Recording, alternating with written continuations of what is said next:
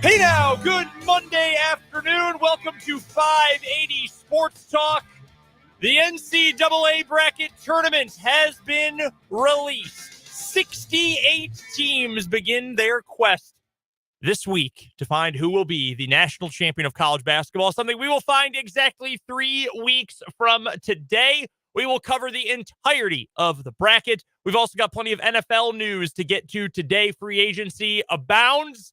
The Kansas City Chiefs know who their new left tackle is going to be. It's a name we brought up the last couple of weeks, but only kind of in passing, only briefly mentioned this name a little bit over the last couple of weeks. So we will get to Jawaan Taylor and all the other news from around the NFL. The Raiders have their new quarterback. The Broncos spent way too much money to get a very mediocre right tackle. The Chargers' best offensive player, not named Justin Herbert, wants to leave. He does not want to play there anymore. Good day for the Chiefs and really no one else in the AFC West. Plus, plenty of other news from around the NFL. We are going to get to all of it coming up here on 580 Sports Talk between now and 6 o'clock. Thank you so much for joining myself. I'm Brendan Dorzinski. He is Dan Lucero. The two of us for the next 3 hours to talk all things college basketball, all things NFL. Trying to block Jake out on the camera. He's trying to make faces behind me. Yeah, he's costing us viewers on the live stream. Unbelievable. Detriment to the broadcast.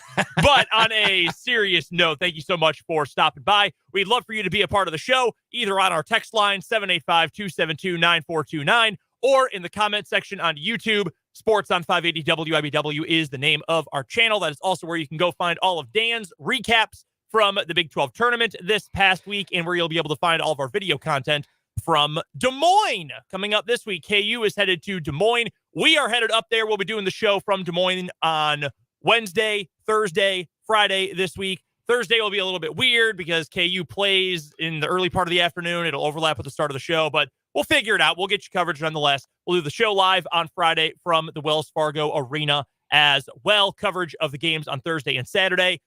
Someone is going to ask, so we'll just be upfront about it. We would love to be covering KU and K-State. We would have loved to have either both been in Des Moines covering both teams, or have had someone go to Denver and someone go to Des Moines to cover K-State as well. But I'm going to be completely frank with you. We work in small market sports radio, and the Kansas State Wildcats are playing in Greensboro, North Carolina. Greensboro ain't in the budget. It's just not realistic. It is deeply unfortunate that Greensboro is not in the budget. But Greensboro is not in the budget. Similarly, like Albany wouldn't have been in the budget. Columbus would not have been in the budget. There were two places that were in the budget. K-State can get sent to either of them. So because we can drive to both of those places. There you go. A little inside baseball for you. Yeah. We would. I am particularly heartbroken that the committee decided not to send Kansas State to Denver. That would have been very special for me personally. But we will still endeavor to bring you audio, post-game reaction, the practice audio from Thursday for Kansas State. We will cover them as best as we are able while not actually being in Greensboro, North Carolina. If it makes people feel any better, the people of Greensboro, not exactly thrilled with the teams that got sent out there. No, they are not happy at all.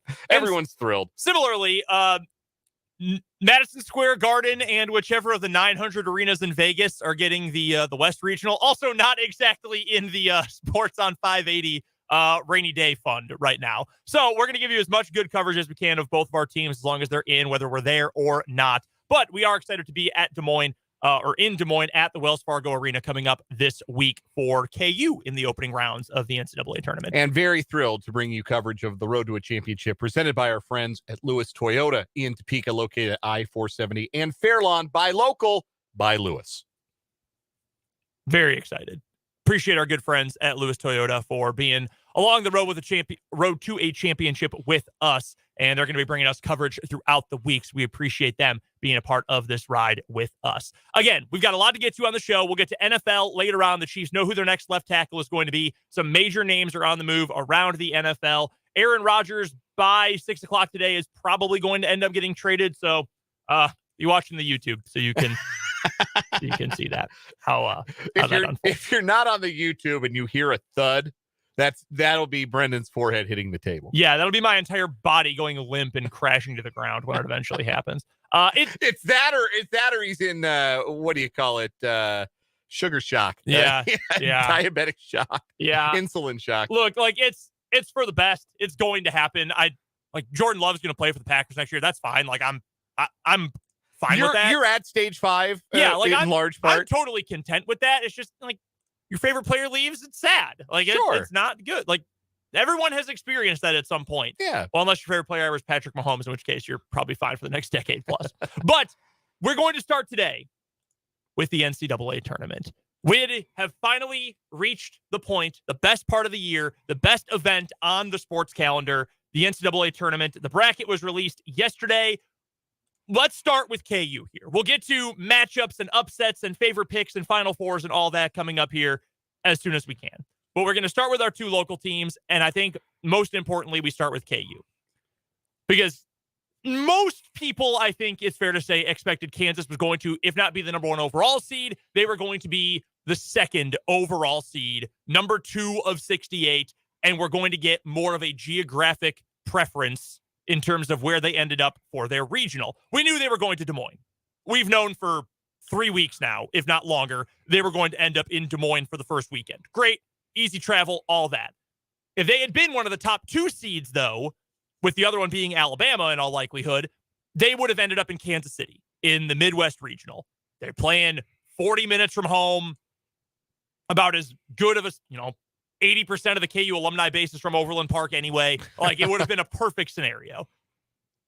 They end up instead in Las Vegas, and they end up in the West Regional behind Houston. Houston gets the Midwest closer to them. They're seated ahead of KU. The explanation we got from Chris Reynolds, the head of the selection committee, was essentially Houston had closer losses than KU had. They had a greater record against quad 1 and 2, even though we've been told all year it's all about the quad 1, that it's actually 1 and 2 that mattered. Yeah, interesting accounting that, when you also factor in quad 2, Houston has 15 wins. Cool. When you factor in just quad 1, KU still has more wins in just quad 1 than Houston has in quad 1 and quad 2. And there is only but so much of this that is Houston's fault. Obviously, you can only play who you're scheduled to play. Mm-hmm. They're in the American for like 1 more year. Like, you can't really criticize Houston athletics for not wanting to play better competition. Like, they're moving to the Big 12. I get all of that. That being said, it felt like an explanation that was reverse engineered on the spot. That, we gotta make Houston sound better than Kansas. How do we do this? And then we talk about close losses, which I don't believe has ever been a consideration by the committee before. No. And then we talk about, let's loop quad 2 in. Well, why? Like, that was never part of the narrative that we've ever heard before. We never talk about quad 2. I've never heard anybody talking about, this is a quad 2 win. This is a solid quad 2 win. Nobody gives a damn. We talk about quad 1 all year. That's all that matters. Quad 2 games mean nothing unless you lose them. Unless you're like Charleston, right? And then it's all about, we got to win as many good games as we can because we could win 30 and still might be on the bubble. Right. Like, then it matters. That should not matter when you're talking about 1 seeds. And Chris Reynolds even essentially got caught in that reverse engineering. Well, Houston, their losses were closer. Except today, but they didn't have a player. Well, KU didn't have its best player from the last month either. Or their head coach. Right.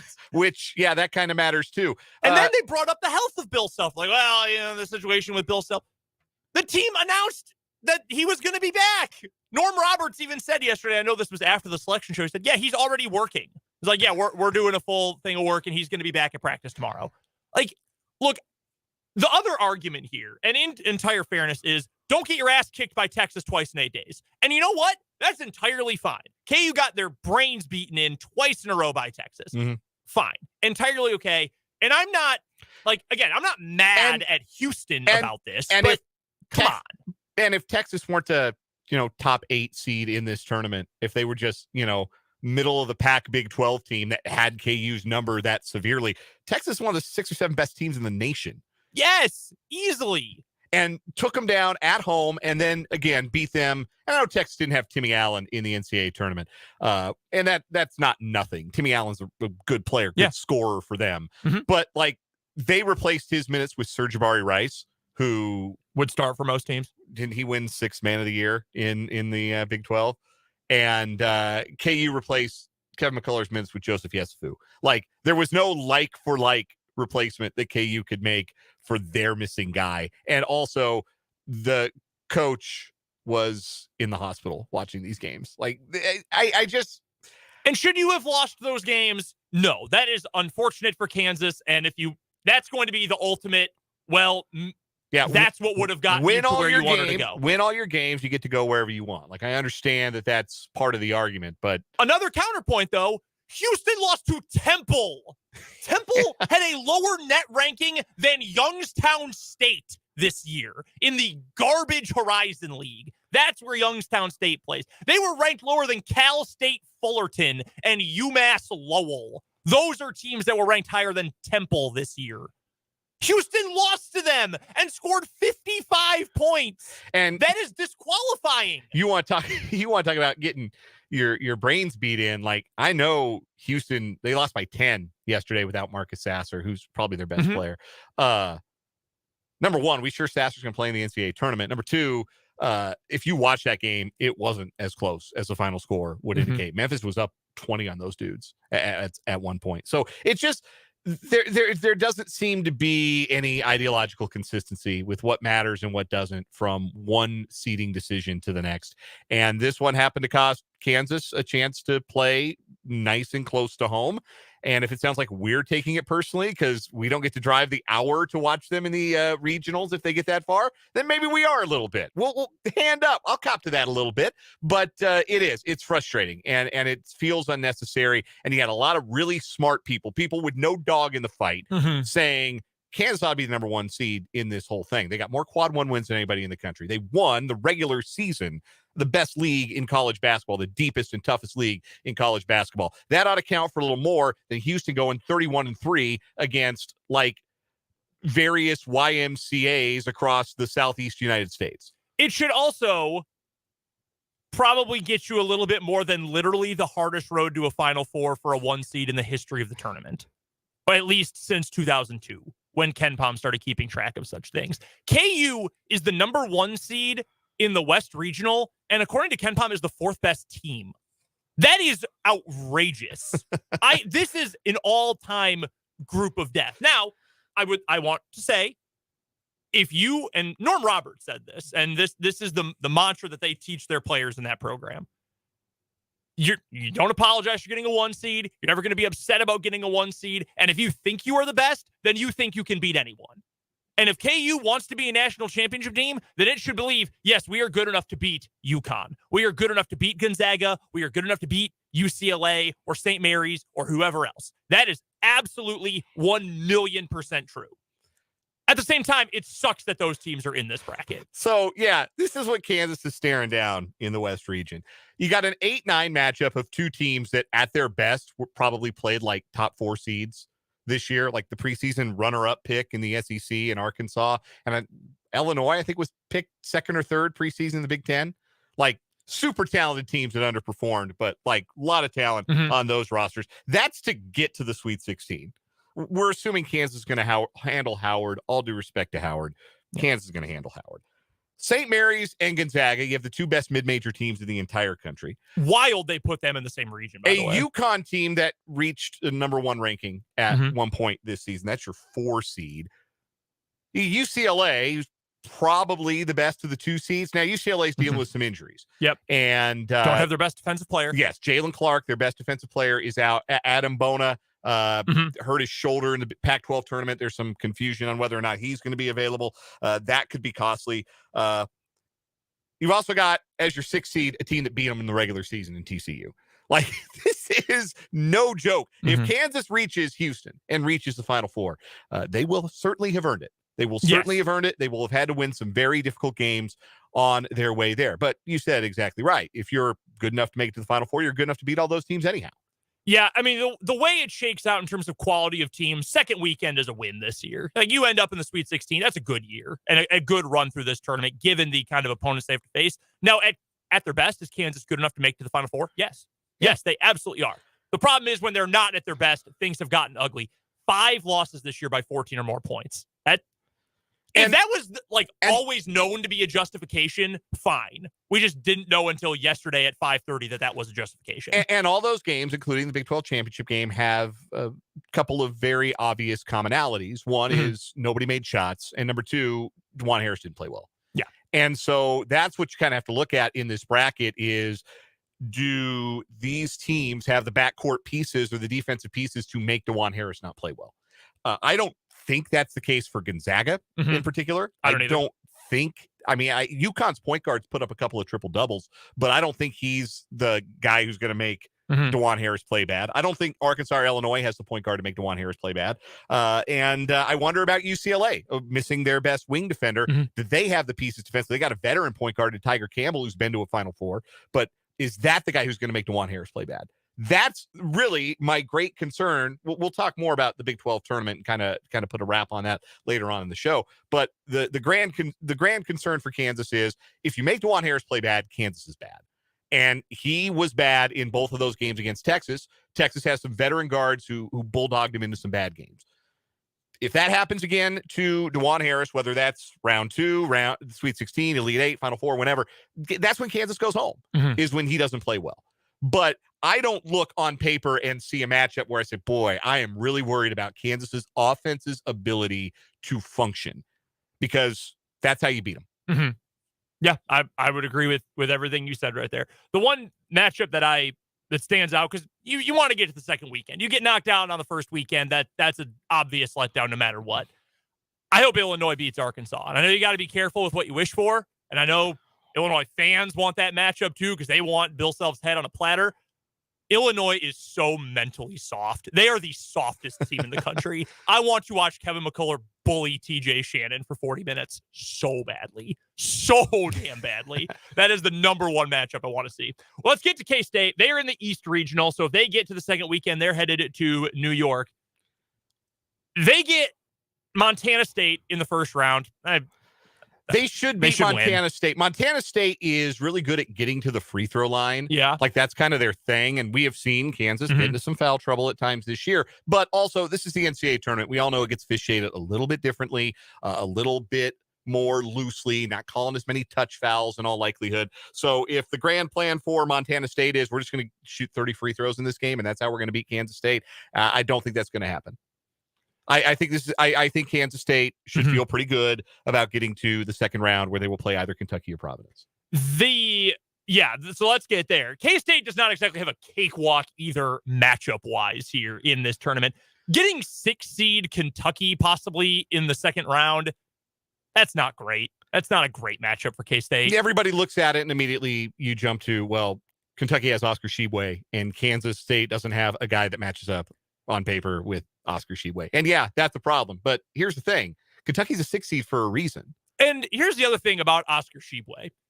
Are people scared of Oscar Tshiebwe because of what he has done in 2023 or because he was the player of the year in 2022? Because if it is the latter, I totally understand. If it's the former, you're not paying attention to college basketball. Oscar has kind of sucked lately. Like, at least by his standards, he's not a bad player, but he is a shell of what he was last year when he was the unstoppable force. And the teams that have beaten Kentucky this year, like even the bad teams that have beaten Kentucky this year, just put Oscar Tshiebwe in pick and roll coverage all game. They go small and they put Oscar in pick and roll coverage and he can't defend it. And Kansas State is built to do that. Like, they are really built to run a lot of screen stuff and try and get Oscar defending out on the perimeter and open up the paint for some other opportunities. I don't think that's as bad. It's not a great matchup, mind you, but it's not this, oh my God, there's just no way Kansas State could beat Kentucky. I think that's an overreaction in the other direction. I think Kansas State playing well, make some shots, stay out of foul trouble, take care of the ball, all the things that they do when they win. Yeah. If they do the things that they do well, I think they can beat Kentucky. I think Providence can beat Kentucky as well. I do too. I think that's Bryce Hopkins' possible. revenge game. Man, I love Ed Cooley. I will never say a bad thing about Ed Cooley. Although, by the same token, their team was totally fraudulent last year, so KU beating them was a lot of fun. The rest of that region, Purdue is your one. They're beatable. The most beatable of the 1 seeds. I spoiler alert, have them going out before the Sweet 16. FAU or Memphis? Memphis. Yeah. Memphis's guards just going to cook those young Purdue guards. See, And the other thing, too, is like FAU's legit really good. They played out of Conference USA, which hasn't been good in basketball since Louisville and Memphis were in the league. And they got a 9 seed. Like, that is a legit, really good team. I think either Memphis or Purdue could beat, or Memphis or FAU could beat Purdue. Here's the thing. Press. Play, like, basic pickup basketball press, and Purdue completely turns into a pumpkin. That's a fact. Also, Matt Painter is a good coach. Matt Painter's a good coach. Mm-hmm. He refused to leave the National Player of the Year on the floor yesterday in the championship game, and the Big Ten championship game. And Penn State just said, oh, okay, sure. And they just kept scoring and kept cutting the lead down from like 10 to 8 to 5 to 3 to 1 point at the end of the game. Like, was he huffing glue on the sideline? What was he doing? He's the player of the year. Put him on the floor. And he just wouldn't do it. He wasn't even in foul trouble. It was insane. So if he's going to coach like that, and with guards who like probably shouldn't play on Purdue's JV team if they had such a thing anymore, like anyone can beat Purdue. Absolutely anyone. And that includes, should they match up later on, that includes Kansas State. Yeah. The thing that stands out to me about the East region is that like of the 4 hottest teams in the country, 2 of them are in this region. The number 5 seed, Duke, who they look like Duke. They got all their freshmen together on the floor now, and they got Jeremy Roach healthy, and they look like you would think Duke would look. They are dramatically underseeded. I feel bad for Oral Roberts. If they played any other 5, I'd probably pick them. But Duke's on fire, and Marquette is on fire. Marquette, the 2 seed, they won the Big East tournament. They are playing really good ball. Might have the best point guard in the country in Tyler Kolek.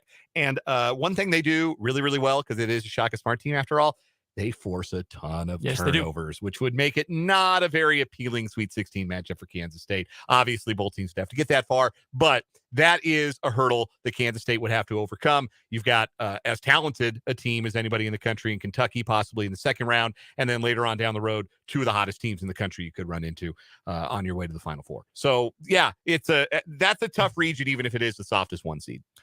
I will say this about Duke, because they are going to be a sexy, sexy pick to make it to the Final Four. I think they're literally just 2022 Iowa. They've got a National Player of the Year caliber player. I think Filipowski's that good. He's played great, yeah. Last year, it was Keegan Murray for Iowa. They got massively hot at the end of the year, won their conference tournament, were a 4 or a 5 seed, and everyone said, oh my, they finally have hit their stride with all these pieces, and then they got bounced in round 1. And if there was ever a 12 seed who could beat the kind of talent on this Duke team this year, it is Oral Roberts. Because they've been there before. They got some flamethrowers, Max Asmus. They got a 7-footer in the post. They can score like crazy. Max Asmus is 30 years old. That I am much more scared about that Duke matchup than I think some folks are. But by the same token, everything you said, they've got the talent that they could easily be a Final Four team. They absolutely are able to do that. We will get to more of the I mean, we spent 30 minutes on this, and we're not even scratching the surface for KU, K-State, or either of those regions, plus the rest of the tournament. So we'll talk more about the bracket coming up later on in the show. 5 o'clock hour, we're going to break down plenty of it. We do have to get to a quick break right here, but before we get to the commercials, Dan, you've got a word for us. I do. This March, take a shot at college hoops with a no-sweat bet on FanDuel Sportsbook. It doesn't matter if you're new to FanDuel or already have an account. Right now, all customers can tip off the tourney with a no-sweat bet. Just sign into your FanDuel Sportsbook account to claim yours today. Or if you're new, go to FanDuel.com/Lucero to get in on the action. Then you can bet on everything from the money line to point spreads to that 5 versus 12 seed matchup you've been eyeing, like Duke versus Oral Roberts. Or maybe you're laying the 21.5 points with Kansas against the Howard Bison in round 1. You can play them all on an app that's safe, secure, and super easy to use. There's no better place to bet the tournament than FanDuel Sportsbook. Just go to FanDuel.com/Lucero to join now or sign into your FanDuel Sportsbook account to claim your no-sweat bet today and make every moment more with FanDuel. Must be 21 and present in Kansas. Bonus issued is now withdrawable free bets. Bonus bets, that expire 7 days after receipt. Max bonus bet $5 unless otherwise specified. Restrictions apply. See full terms at FanDuel.com/sportsbook. FanDuel is offering online sports wagering in Kansas under an agreement with Kansas Star Casino, LLC. Gambling problem? Getting help is your best bet. Call 1-800-522-4700 or visit ksgamblinghelp.com. Matt Verderame is going to join us later this hour to talk all things NFL free agency, but right now we'll get to a quick break to recap the weekend with the good, the bad, and the ugly. After this on 580 Sports Talk.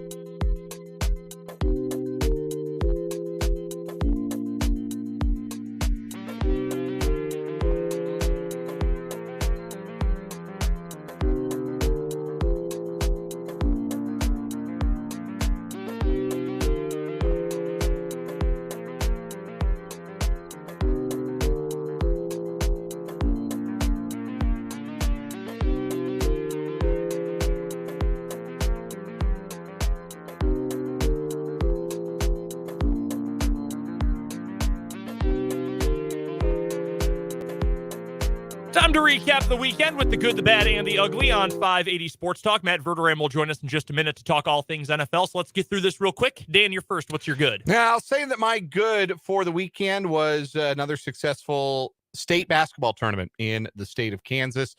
3 years removed from COVID-19 canceling those tournaments, one game in, and I think we don't take them for granted anymore. So it's great to see all the state champions crowned.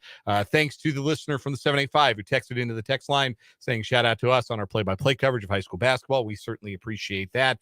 No state championship victories for the area this year, but third place for Highland Park, runner-up finish for Washburn Rural girls, the Silver Lake girls with a fourth place finish in Class 3A, and congratulations to all of them on great seasons. Yep, that was my good as well. 3 teams from the county who make it to the semifinal round, or the Final Four, the semifinal round. That is awesome. Good for all of them. Happy for all of them. I know Highland Park was hoping to win another state title after their incredible season, but hey, third place in the deepest class in the state. No shame in that. Rural, to lose some of your most important contributors from last year, still finish second in state. That's incredible. And shout out to Silver Lake as well for a top 4 finish. My bad. I am a little disappointed for Mike Boynton and the Oklahoma State Cowboys not making the NCAA tournament. Thought they should have been in over Nevada. Obviously, when you get down to like the final bids, you're picking nits, and certainly Oklahoma State could have done more to help their own cause, win a few games down the stretch of the Big 12 season. Losing Avery Anderson was obviously a blow, but no question in my mind, the Big 12 was good enough to have 8 teams in the tournament this year, and Oklahoma State being on the wrong side of the bubble again, that's starting to feel real familiar in a bad way for Oklahoma State. Is it time to start having a discussion about Mike Boynton? After next year, maybe. Okay. Yeah, I don't think we're there yet because they dealt with the injuries this year. But, they got to get some better players. Yeah, they really do. And, I mean, at some point, it's on the coach. You got to bring I like Mike Boynton a lot. I do, too. I like the way his teams play. But, they got to get some better players in there and give themselves a little bit more wiggle room so they're not living on the bubble. My bad. We sprung ahead. I like everything about springing ahead except the part where you actually lose an hour. That's the bad part. But daylight, we're going to drive home after the show when it's actually going to be light out. I'm all in favor of that. But actually losing an hour of sleep, not great. So the ugly, I stayed up late last night to watch the United States get ripped in the World Baseball Classic by Mexico. And look, Mexico's got big leaguers too. It's not the first time or even the second that Mexico's beaten the United States in this event. But somebody tell our manager, Mark DeRosa, he's allowed to make mid-inning pitching changes. And instead of treating it like, well, we just got to get these guys some work in, manage to win. Play to win, because every other country of the World Baseball Classic is playing to win. And if we're playing just to get guys ready for the Major League Baseball season, we're going to get our asses kicked. We're going to get sent home while Colombia keeps playing. Should we be going home when Colombia's playing? This is our game. It's the national pastime. We put a TV pundit in charge of managing the team he's never managed before. It'd be like letting J.J. Redick or Kendrick Perkins coach the Olympic men's basketball team. Mark DeRosa, get your head out. Also, it was very bad that the 2 pitchers that gave up the most runs were the ace of the Royals and the closer for the Rockies. I felt that personally as well. It was very bad. Yeah, I didn't really have an ugly. It was a fine weekend for me, but yeah, that was I have not watched any of the WBC so far. You're missing out. It's fun. But yeah, that except for that seemed bad. Do they get to say Dos a Cero now? Like, is that a baseball thing too? No. I don't even know what the numbers would be. I forgot my Spanish numbers. 11-y 5. Yeah, that's even worse. Yeah, really bad. Let's get to Matt Verderame. He'll join us next on 580 Sports Talk.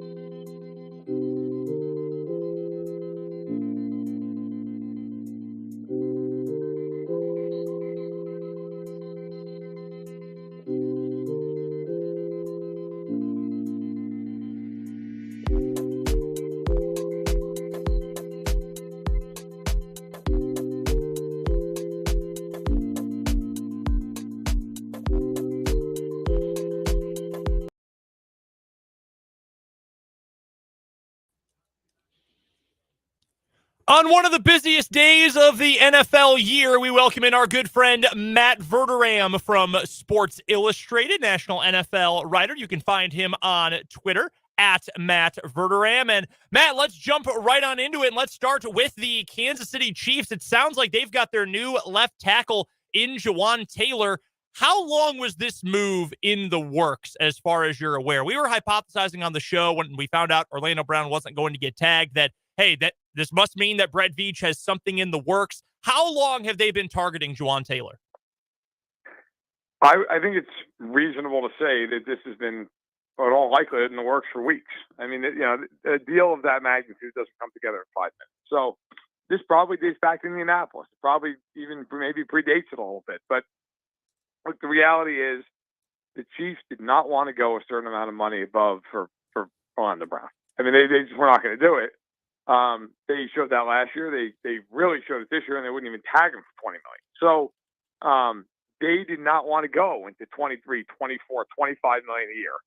And they were able to get Jawaan Taylor, who's going to move from right tackle to left tackle per source, and they're going to work with him. They believe that his athleticism, that his knowledge of their offense, which of course he played last year in Jacksonville under Doug Peterson, really helps them.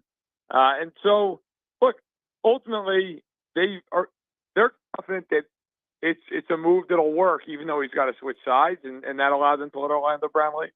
So what's your breakdown then of the player the Chiefs are getting in Jawaan Taylor? We were digging before the show through his Pro Football Focus numbers, which obviously are not the be-all, end-all, but as we know, there aren't a lot of offensive line stats out there, and they love his pass blocking, among the very best of the best among tackles in pass blocking. Not so hot in the run game, and that brings down his overall numbers a little bit. What do you think of the player Jawaan Taylor and what the Chiefs are going to be getting? And to add on to that, too, and I know this is a lot to throw at you, but how easily do you think he can transition from right to left tackle?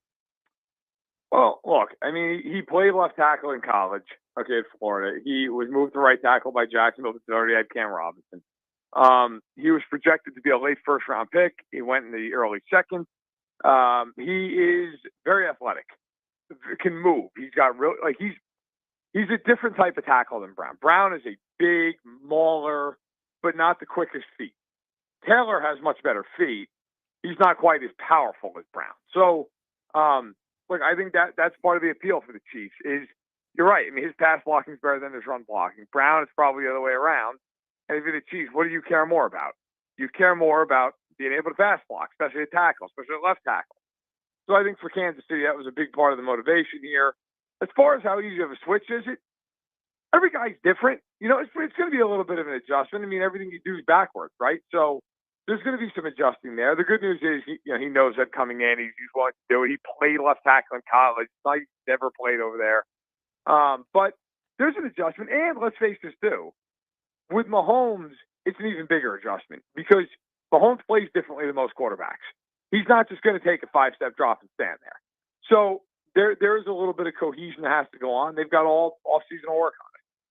Matt Verderame is our guest, NFL writer for Sports Illustrated. You can find him on Twitter at Matt Verderame, and he joins us every Monday to talk all things NFL here on 580 Sports Talk. So with left tackle now locked down with Jawaan Taylor, once that deal can be finalized coming up on Wednesday, what do you think the plan is going to be at right tackle? Andrew Wiley goes and signs with Washington today, and that's awesome for him. 3 years, 24. I don't know what the guarantee is, but that's awesome for Andrew Wiley. He got a payday. He's going to go play for Eric Bieniemy still. But that leaves a right tackle spot open for the Chiefs. Do they fill that with Lucas Niang? Is there someone else out there they might try to target? What do you think the plan will be for that spot? I think it's Niang, and then they probably draft for competition. I think Niang was playing as a starter before he got hurt. In 2021, and he basically missed 2/3, 3/4 of this past year as he was rehabbing from that torn patella. So I think he has an opportunity to start. I think it'll be a competition. I know there's some Chiefs fans who love for the Chiefs to somehow trade for Laremy Tunsil and they just have like the best offensive line ever created. I don't think it's happening because Tunsil's not moving to right tackle. So I think you scratch that off. But look, in reality, I think Niang's the guy. And then they've got Kennard, who they drafted a year ago. They'll probably bring in more competition there. They're going to have to with Wiley and Brown both going out. You'd like to obviously bring back 2 tackles coming in. So I think they will bring in some competition because, frankly, if you're the Chiefs, that line's loaded. I mean, if your right tackle can do anything, you're pretty much set. I don't know that there's a better four from left tackle to right guard in the NFL. In fact, thinking about it, I think maybe Philadelphia, if Sam Malo goes back there, they're in the conversation. That'd be it. And I don't think there's anybody else you can competition with. Our guest is Matt Verderame of Sports Illustrated. He joins us every Monday at this time on 580 Sports Talk as we catch up on the latest NFL happenings, and lots of happenings today as the legal tampering period gets underway, the unofficial start of the free agent period. And Matt, as there are a lot of rumors and names being attached to new teams and contract details, is there one move in particular that kind of stands out to you as the best transaction a team has made today or is planning to make today? I'll tell you what. I mean, the Bengals getting Jermaine Pratt back for 3 years, $21 million is a steal. I mean, there were people in the league who thought he'd get $12, $50 million a year. So getting him for $7 is awesome. That is, to me, one of the best signings. Edmonds going to the Bears. I've got some Bears fans screaming at me in my mentions because I basically tweeted out, look, I think he's an excellent player and he's 24 years old. I also like T.J. Edwards, who they also signed the linebacker. I think his contract's very good, 3 years, $21 million. Man, you're paying $93 million to do off-ball linebackers. And you have no corners that are established. You don't have any pass rush. You still have issues all over your offensive line. You look at it and go, okay, I get it. Like, they're better. They're definitely better. And I love both of the players. But that's $18 million a year for Tremaine Evans. That's a lot of money. That is a lot of money for a guy in defense who doesn't cover a receiver and who doesn't sack the quarterback. But the Bears are definitely better. I think the Chiefs. Look, they did a good job, in my opinion, of getting Jawaan Taylor. I mean, if they were going to sign a tackle on this class, not named Orlando Brown, I think Jawaan Taylor was the guy to sign, and maybe even over Brown. So a couple of those moves were good. I thought Hargrave to the Niners is just ridiculous. I mean, I don't know how anybody's going to block that team. Doesn't the commissioner have to step in at some point? I mean, if they're going to run Bosa, Armstead, and Hargrave at you, doesn't the commissioner have to step in, best interest of football, or at least the best interest of the quarterbacks in the NFC West? You know what's crazy, too, when you really think about it? Like, you know what they're going to do to the Rams and the Cardinals with those lines? I mean, they're going to have 40 sacks in those 4 games. I don't know how the Cardinals or the Rams are supposed to block this team.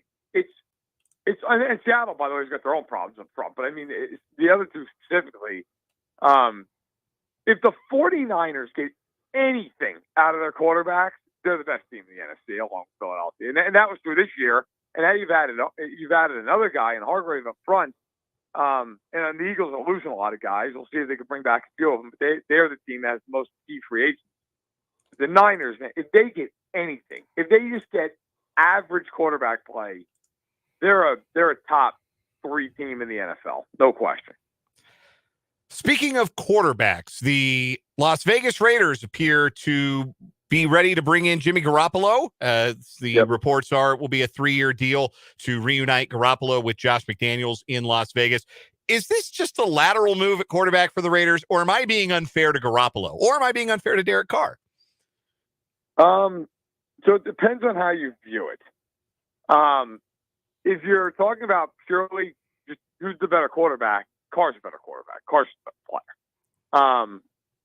Jimmy Garoppolo's problem has been, and I think will forever be, if he's under any kind of pressure, he turns into a disaster, quite frankly. He cannot operate under it. Now, Carr was never great under pressure, but Garoppolo has a tendency to turn the ball over in a way that Carr doesn't. So that would be my one concern. Now, flip side of that is they're paying Garoppolo a lot less than they were going to be paying Carr.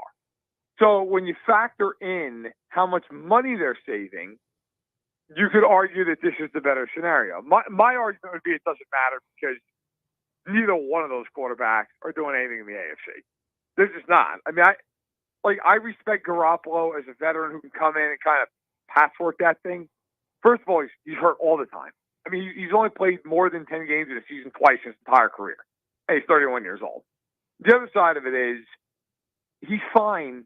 He's not even in the same galaxy as Herbert, let alone Mahomes. So I get it. But if the Raiders now feel like, well, they don't need to draft a quarterback, early, and I mean probably like first round early, I don't love it because Garoppolo is just another guy who it's like, all right, he's going to be there for a year or two, and then what? He makes him, because of the added cap space, I think marginally better, but not enough that it really moves the needle.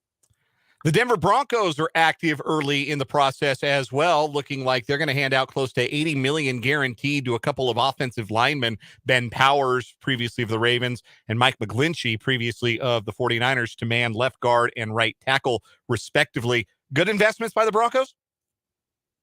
I like that they're building up the front. Look, they gave up the most sacks in football last year. Now, part of that is a function of Russell Wilson. Part of that was the line was good. So I like that they're addressing that. You have to. That's the way forward for the Broncos. It's got to get better up front. They've got to get better, obviously, on the sideline. They did that with Peyton. My only real concern with it is just, McGlinchey is kind of the opposite of Jawaan Taylor in the sense Taylor's not a great run blocker, very good pass blocker.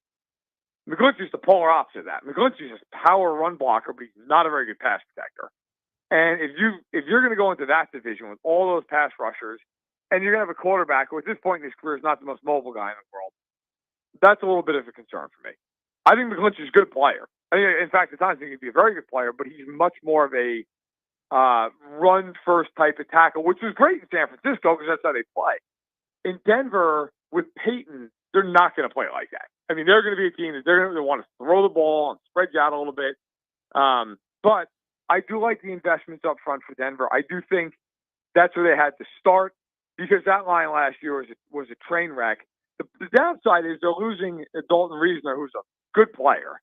And they had to cut Glass now, who two years ago, I believe it was their big signing, and they had to move on from him to save money. So they are bringing talent. They're also losing talent up front. But I think they had to make some kind of an investment there to give Wilson any shot. Matt Verderame is our guest, national NFL writer for Sports Illustrated here on 580 Sports Talk. All right, Matt, we'll get you out of here on this one. We only have about a minute, and I know your thoughts on this specific player at this juncture of his career.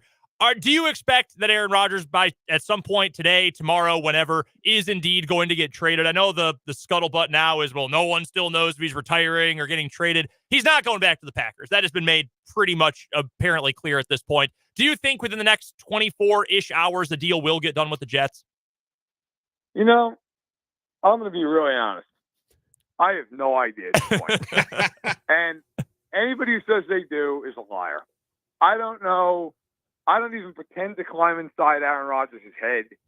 I'll tell you the honest to God truth. I'm to the point, I don't care what he does. Just do it. I don't care. Like, go to the Jets, retire, go do a darkness retreat for 10 years if you want. Like, I don't care what you do. I'm to the point, look, if the Jets acquire him, like, what do we think the ceiling is for the Jets? The divisional round? So, how? They're not better than the Chiefs. They're not better than the Chiefs, not better than the Bengals. I don't think they're better than the Bills. I don't know. Like, are they better than Jacksonville? Maybe. Are they better than the Dolphins? Maybe. I mean, the Jets might do all this and still finish third in their own division. So, to me, look, I don't blame Jets fans, who many of being from New York, and they are very excited about it. God bless. I get it. But at the same point, like, if he was going with a team that was loaded in the NFC, I'd feel differently. You're going to go to the Jets. You're going to be like the sixth, seventh best team in the conference. So it's fine. I have no idea. I think it'll get done this week, but it's Aaron Rodgers. And for all we know, he could be halfway to Tahiti right now, getting ready to retire. He very well could be, and no one would be surprised by that. Matt Verderame covers the entire NFL for Sports Illustrated. You can find him on Twitter as well, at Matt Verderame, and he joins us every Monday here on 580 Sports Talk to talk all things NFL. We appreciate it, Matt. Thank you so much for taking some time for us on a very busy day, and we will talk to you next week when some of the smoke clears. Sounds good, guys. Take care. That is Matt Verderame from Sports Illustrated. Still getting used to saying Sports Illustrated and not his previous employer. Crazy day in the NFL. We're going to talk about the Chiefs' moves and potential moves coming up on the other side of our national and local news right here on 580 Sports Talk.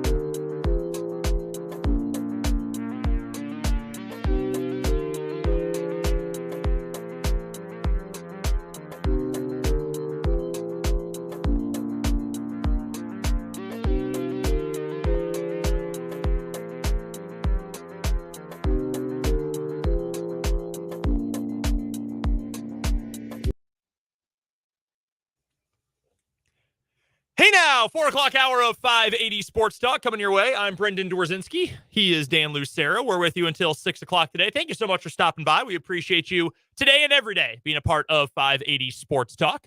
Live on 580 WIBW, the sports voice of Kansas, 580WIBW.com, and on YouTube. Sports on 580 WIBW is the name of our YouTube channel.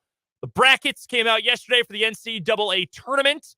We'll talk more about that coming up a little bit later on in the show. And, of course, our coverage of the NCAA tournament is brought to you on the Lewis Toyota Road to a Championship located at the corner of I-470 and Fairlawn. Buy local, buy Lewis Toyota, where, by the way, you can get oil changes done in under an hour. That is an awesome deal because there's nothing worse. And this has happened to me like many times when I schedule an oil change for like 8 o'clock because I have to commute to work. So I want to get it done early and then I get it in, still have time to do stuff, whatever. And then it's like, oh, yeah, it's not done till 9:45. I don't want that. Done in an hour, though? Absolutely. Sounds good to me. So great inventory, large inventory of Toyota certified vehicles. It's your hometown dealer. That's Lewis Toyota, sponsoring us on our Lewis Toyota Road to a Championship here on 580 WIBW. Dan and I will be in Des Moines coming up later this week to cover all things Kansas Jayhawks in the NCAA tournament, first weekend anyway, of the tournament as they take on Howard and then either Arkansas or Illinois. And again, we'll talk more about the bracket coming up later on, some of our initial thoughts on the Final Four, favorite upsets, et cetera, et cetera. That's coming up later on in the show today. We've also got a buttload of NFL to get to be completely honest with you. So many signings. The Chiefs have their new left tackle. What are they going to do at right tackle? Andrew Wiley's got a new home. The Broncos are not very good at building a team. And the Raiders have replaced Derek Carr with more handsome, possibly slightly less Protestant Derek Carr. So we'll get to that coming up a little bit later on here. Actually, in this segment, in just a moment. We've also got What Is Wrong With You this hour. We'll talk about the Big 12 tournament. Dan was there, full coverage of it Thursday through Saturday. So we will get our recap of that as well coming up here in just a few minutes. That means I heard No Nights Off, the Big 12 basketball anthem. Let me think. I was there for 3 days. I heard it before every game. That's 7. I heard it after the championship game is 8. Mm-hmm. I probably heard it at least 3-4 more. I heard it at least a dozen times. They turned it into a commercial as well. Yes, they did. And I did see that on, on Saturday. The absolute best is, so Texas is celebrating winning the Big 12 championship. Mm-hmm. They're doing the confetti. They've got the ticket punched and everything like that. They've gotten the trophy. They've done the on-court interviews. And then the public address announcer asks us all to please turn our attention to the Jumbotron for the No Nights Off tournament highlight video. They like it was one shining moment. 10. The energy at the T-Mobile Center was averaging at about like a 6.5 for that one, I would say. Hey, that's still pretty good for some conference tournaments. I'll be honest with you. What was I watching the other day? The WAC tournament. It was Southern Utah and Grand Canyon in the final. Grand Canyon won. Shout out to Bryce Drew.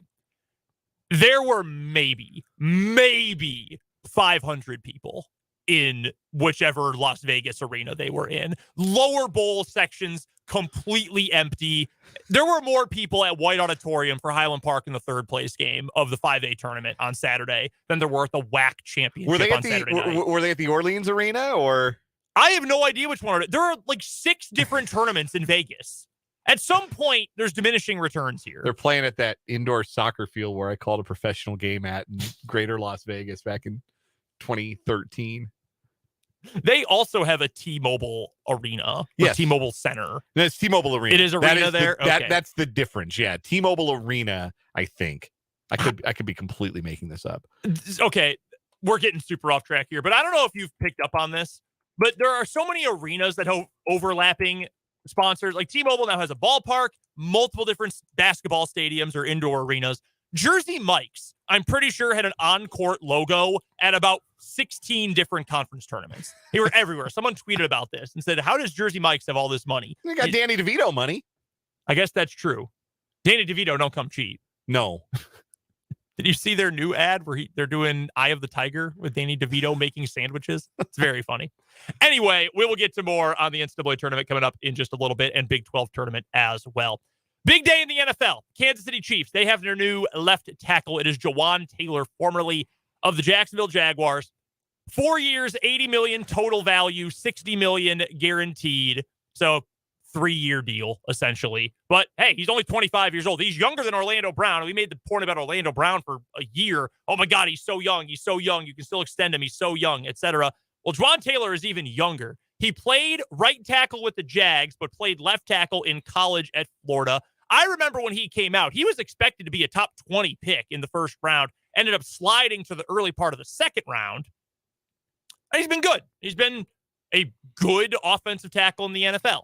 Pass blocking wise, phenomenal. A really darn good pass blocking tackle, which is their more important role. Run blocking, it's not that he's not very good. It's that he's downright bad at it at the NFL level. But as Matt Verderame told us last hour, what are you more concerned about if you're the Kansas City Chiefs? Pass blocking or run blocking? He's also going to get an assist in the run game, having Joe Thuney off of his right shoulder.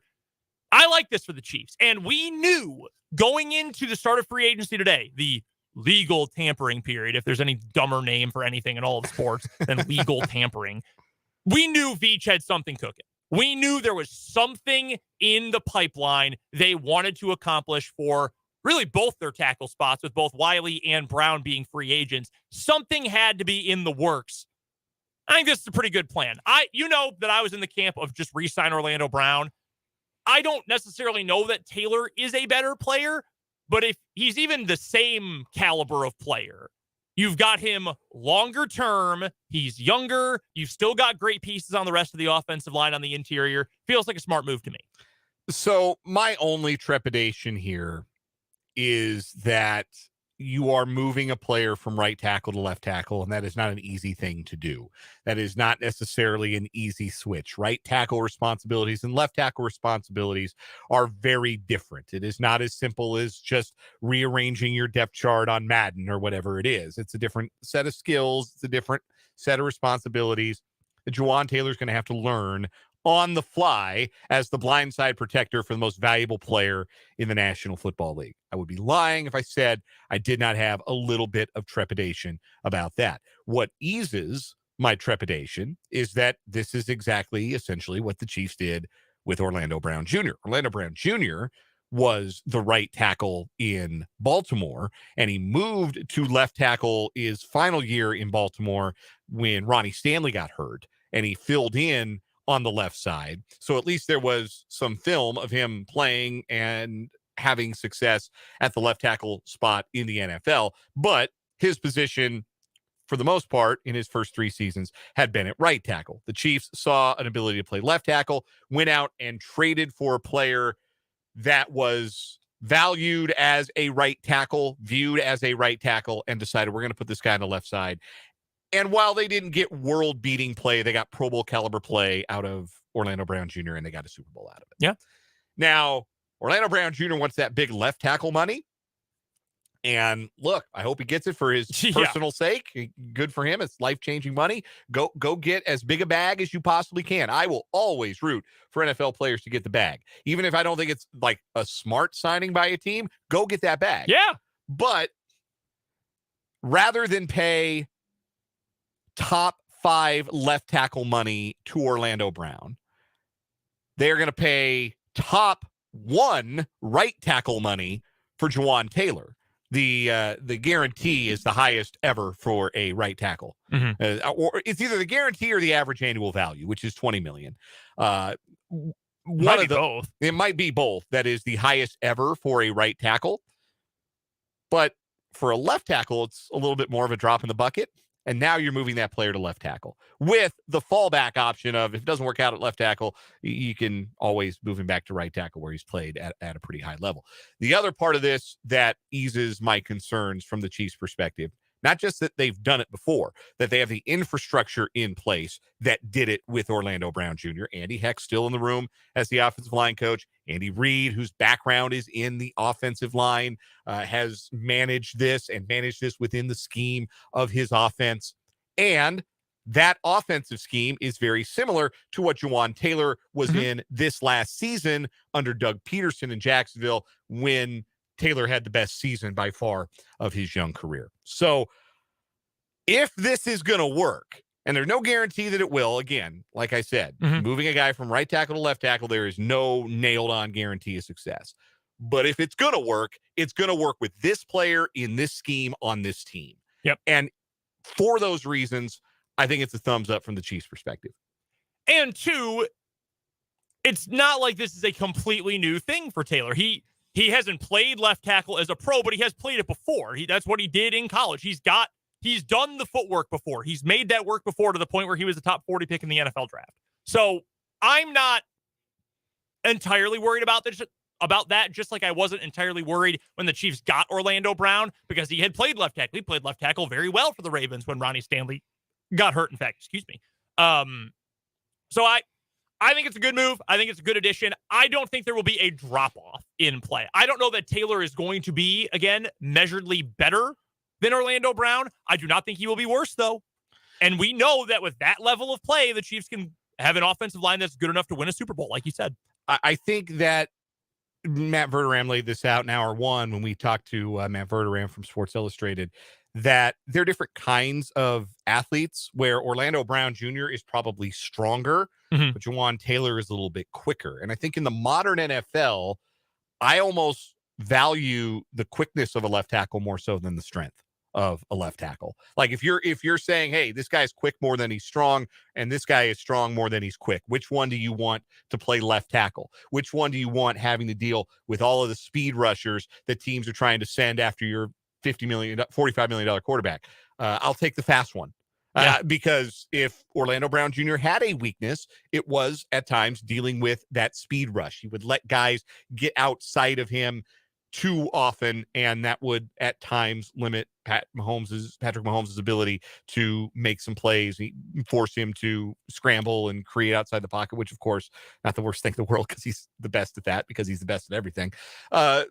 I like the idea of having somebody a little bit quicker protecting that blind side off that left tackle. So, again, it may not work. There's an element of risk here. I think there's an element of risk with every free agent signing, but the element of risk is a little bit larger here because you are asking a player who has only played right tackle in the NFL to switch over to the left side. But I think another thing worth noting here is that, like when the book The Blind Side was written, right, that was at a moment where the left tackle position was, next to the quarterback, the most valuable in the NFL. Yes. You had left tackles like Jonathan Ogden, Orlando Pace, Walter Jones, that were getting paid money that was only comparable to what quarterbacks were making. And in some cases, they were making more than quarterbacks. And the reason for that was the idea that if you were going to send pressure at a quarterback, your best pass rusher, you were going to send them off their blind side.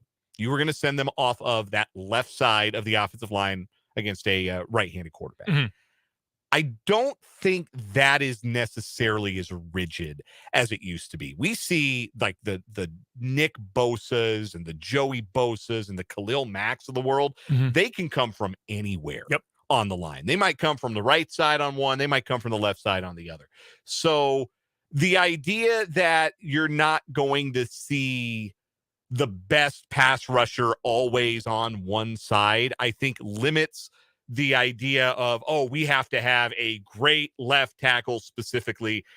Just, you want to have two good tackles. Yes, you want I agree with that. Two trustworthy tackles. 100%. And the Chiefs, now they've got one. And now who the other one will be the story kind of the rest of their offseason. If they think they have that player on the roster in Lucas Niang, if they're going to go and get that player with one of their draft picks, on their day one pick, or maybe one of their day twos, that now becomes the story of the rest of the offseason, because left tackle is taken care of. I agree with Matt Verderame and what he said, and it was exactly that he thinks it'll be Lucas Niang at right tackle, and they will draft someone else for competition. And Jake actually mentioned this to me between the segments during the national local news at the top of the hour, because we were chatting about it a little bit. And he said, I mean, think about the past. The Chiefs signed Austin Blythe away from the Rams a couple years ago. Then they drafted Creed Humphrey. So they had a guy who they thought, hey, he can start. Blythe has started in the NFL before on a good offensive line. Creed Humphrey as a rookie was the best center in the NFL. Okay, boom, there he is. They signed Kyle Long. Remember when they signed Kyle Long that offseason? And I was, okay, this is a nice piece. If we need him to play, he can play. Now, he got hurt, but if we need him, that's a good enough player to start. They drafted Trey Smith. They no longer needed Kyle Long, but they had that option there. I would not be surprised if it was the same thing. If Lucas Niang is good enough to start, sick. He's good enough to start. Awesome. You're set. And if you draft someone who's better than Lucas Niang, we just made a great draft pick. Awesome. We're in a great spot. So I would agree that I think that is the place the Chiefs go at that other tackle spot. And again, I've said this before, and it's similar to the point you just made that, again, I am 100% in agreement with you on. I think you can get by with 4 very good offensive linemen and a 5th who's fine. Okay, that's fine. That's whatever. I don't think you need to have, we need the tackles to be truly great players, then everyone else can just exist. No, if you've got 2 guards who are going to help out the tackles quite a bit in Smith and in Tooney, you've got 1 tackle who's very good in Jawaan Taylor, you can live with just having an all right other tackle. And I think that's probably where we're trending with the Chiefs, just for money and just, the talent pool purposes. That's a fine space to be in. Andrew Wiley was not incredible, but he was good enough. And that's all the Chiefs needed. By the way, shout out to Andrew Wiley. 3 years, $24 million. I didn't see the guarantee that he's getting. But good for him. I didn't either. Go to the Commanders. Happy for Andrew Wiley, reuniting with Eric Bieniemy. Obviously, there's some familiarity in the system he's going to be a part of. Thrilled for Andrew Wiley to get that payday, which he earned certainly with his superb play in the Super Bowl and throughout the playoffs. And it is wild to me that he's getting $24 million and Mike McGlinchey, not an appreciably better player to me, is getting $80 million. Mike McGlinchey's fine. Mike McGlinchey is overrated, but he's a fine player. He's overrated because he came out of Notre Dame at a time period when every good lineman was coming out of Notre Dame. Yeah, like all those linemen were awesome. Harry Heinstadt, when he was at his peak coaching the offensive line at Notre Dame. You don't know many position coaches in college. If you do, you're probably kind of a sicko, and I mean that in a very loving way. Harry Heinstadt, though, was a guy. He was good enough that the Bears hired him directly from a position coach at Notre Dame to coach their offensive line. Now, it didn't work, but he's great with college players. So for a while, Notre Dame was the factory of offensive linemen. Good for our guy Joe Wadding over at Hayden. But McGlinchey is more name than he is actual production as a pro. He's fine. He's a fine NFL player. He is not worth $50 million guaranteed. And that is what the Denver Broncos are giving him, along with nearly $30 million guaranteed for the former Cape and Mount Carmel standout in Wichita and former Oklahoma Sooner Ben Powers, who will come to Denver from Baltimore. We talked about that a little bit with Matt in the last hour as well. So a new left guard and a new right tackle for the Broncos. They've had lots of injuries up front last couple of years and lots of turnover. Powers and McGlinchey have been durable and healthy throughout their careers so far. So Broncos hoping for a little bit more stability. I shouldn't need to remind them, however, that sacks are a quarterback stat. And while the Seahawks did not initially invest a lot in their offensive line with Russell Wilson, which led to him getting sacked a lot when he was a younger player, ultimately did invest in the offensive line. They traded a bunch for Dwayne Brown. They drafted a bunch of first-round offensive linemen to start. James Carpenter, Jermaine Ifedi. They spent draft capital and money to get offensive linemen, and Russell Wilson still got sacked a bunch because sacks are a quarterback stat. Yeah. And you're not fixing Russell Wilson with a right tackle who can't pass block and a left guard. Real quick, let's get to a couple more quick hitters that pertain more directly to the Chiefs or their rivals or their former teammates. There's so much NFL news today. We'll get to some more of these signings coming up in headlines later today. In terms of other teams in the AFC West, the Raiders, they signed Jimmy Garoppolo. I thought Jarrett Stidham was under contract long-term, and that's why they played him at the end of last season. No, he was a free agent. He's also now a Bronco. Yes, the Broncos are giving... What? 2 years, $10 million for Jarrett Stidham. That's $5 million guaranteed before the $165 million guaranteed that they've already promised Russell Wilson kicks in. That is hysterically funny to me, especially because earlier today, when it became clear that the Broncos were not going to re-up with their previous backup quarterback, Brett Rippon, Bronco beat reporter Mike Kliss tweeted, he would have been due $2.63 million, which is a little high for a backup quarterback. And now they're going to pay Jarrett Stidham $5 million a year. Unbelievable. The Raiders are so funny. And so are the Broncos. And so are the Broncos. Yeah, that's true. The worst type of incestuous signing ever. The Raiders, though, they're going to go with Jimmy G as their quarterback. Started his career with Josh McDaniels in New England. Josh McDaniels just wanted his own head coaching job just to hang out with his pals. And you know what? Yeah. Good for him. Wouldn't we all love a job where you can just hang out with your friends all day? Just wants to vibe with his buds in Vegas. Jimmy probably knows some people. Jimmy could probably we could have some fun together in real Vegas. fun with Jimmy in Vegas. Jimmy's gonna be very popular in Vegas. He is a more handsome Derek Carr. I mean, that right? They're he probably is going to throw fewer interceptions. He will throw the ball deep less often, so you have a lower ceiling and a higher floor, but not enough to really change anything functionally about that team. Like, what does that do for you? What truly, if you're the Raiders, what's the plan? Like, are they rebuilding for the future? Are they trying to win 9 games? What is the plan? Most teams around the NFL, you can say, all right, here's the idea. The Chiefs, they're trying to win Super Bowls. The Chargers, they're trying to win Super Bowls and dodge an evil sort of curse that was laid upon their grounds millennia ago. The Packers, they're either going to go directly into a rebuild if Jordan Love stinks, or they think they're going to win the NFC North because Jordan Love's actually good. The Jets, they want to add a quarterback in Aaron Rodgers, and we'll get to that more in headlines, because they think they can win their division and make a run in the AFC East. You can see the vision with these teams. Even the Broncos, who are doing this terribly, you can see, hey, we're trying to be a playoff team. They're not doing a good job of it, but that's clearly what they're trying to do. What are the Raiders doing? Like, can you point to anything and say, yes, there's a clear plan here? No, not a thing. Jimmy G doesn't do anything. The needle has moved precisely 0.0 degrees in any direction. Right. Yeah, you don't look at that team and think they franchise Josh Jacobs. They're paying a running back a lot of money. And look, I mean, they were kind of backed into a corner because they didn't pick up his option, and then he went out and led the league in rushing. Like, it'd be like that sometimes. Like, they're in this, it could be in a worse spot. They could have, they could be the Giants and have the same decision to make about Daniel Jones. But yeah, it doesn't feel like the Raiders, like, what's their path to getting better? What's their path to improving their roster? The one thing you could think of was, well, they could level up at quarterback, and they're not doing that. No, they're not. They may not have leveled down, but they certainly have not leveled up. They're still living in the same tier. They're in the same neighborhood as far as quarterback play goes. I just don't get it. Like, the answer to that question you just asked should not be fire your coach. That should not be the answer to how do they get better. But it is. There's no other reason to think, oh, yeah, this team's suddenly going to tick up. The other player I wanted to get to in particular, we've already talked about him a bunch. Where does Orlando Brown go? Chicago was heavy after Mike McGlinchey, and they didn't get him. Mm-hmm. They lost out to the Broncos. Suggests to me that the Bears really want to build up their offensive line. They should want to build up their offensive line. They're pot committed now with Justin Fields, right? Traded out of the number 1 overall pick last week. So they are pot committed to Justin Fields.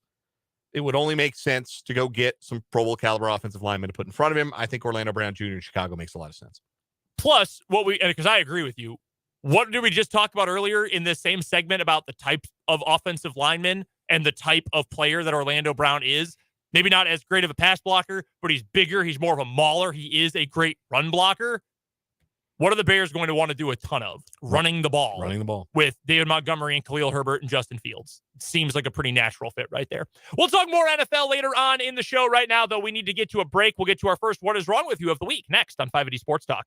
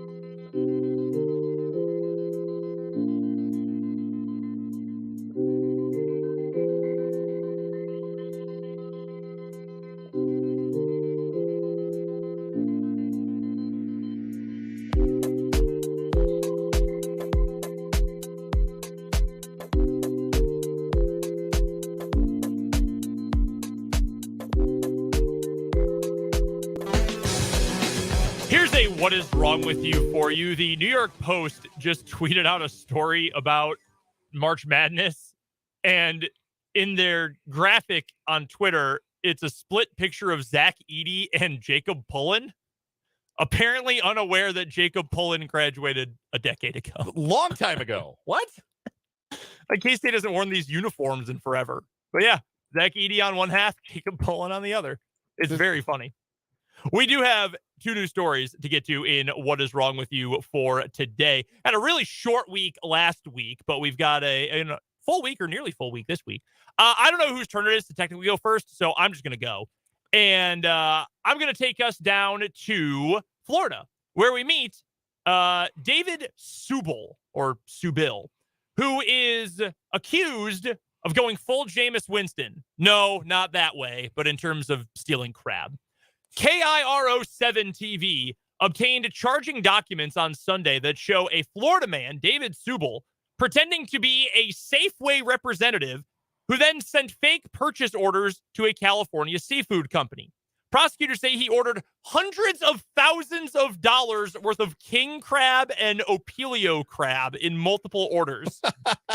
These shipments were then sent to the North Star Cold Facility in Stanwood. The U.S. District Court says Subel then rented a Ryder truck to pick up the crab order, but the payments never went through.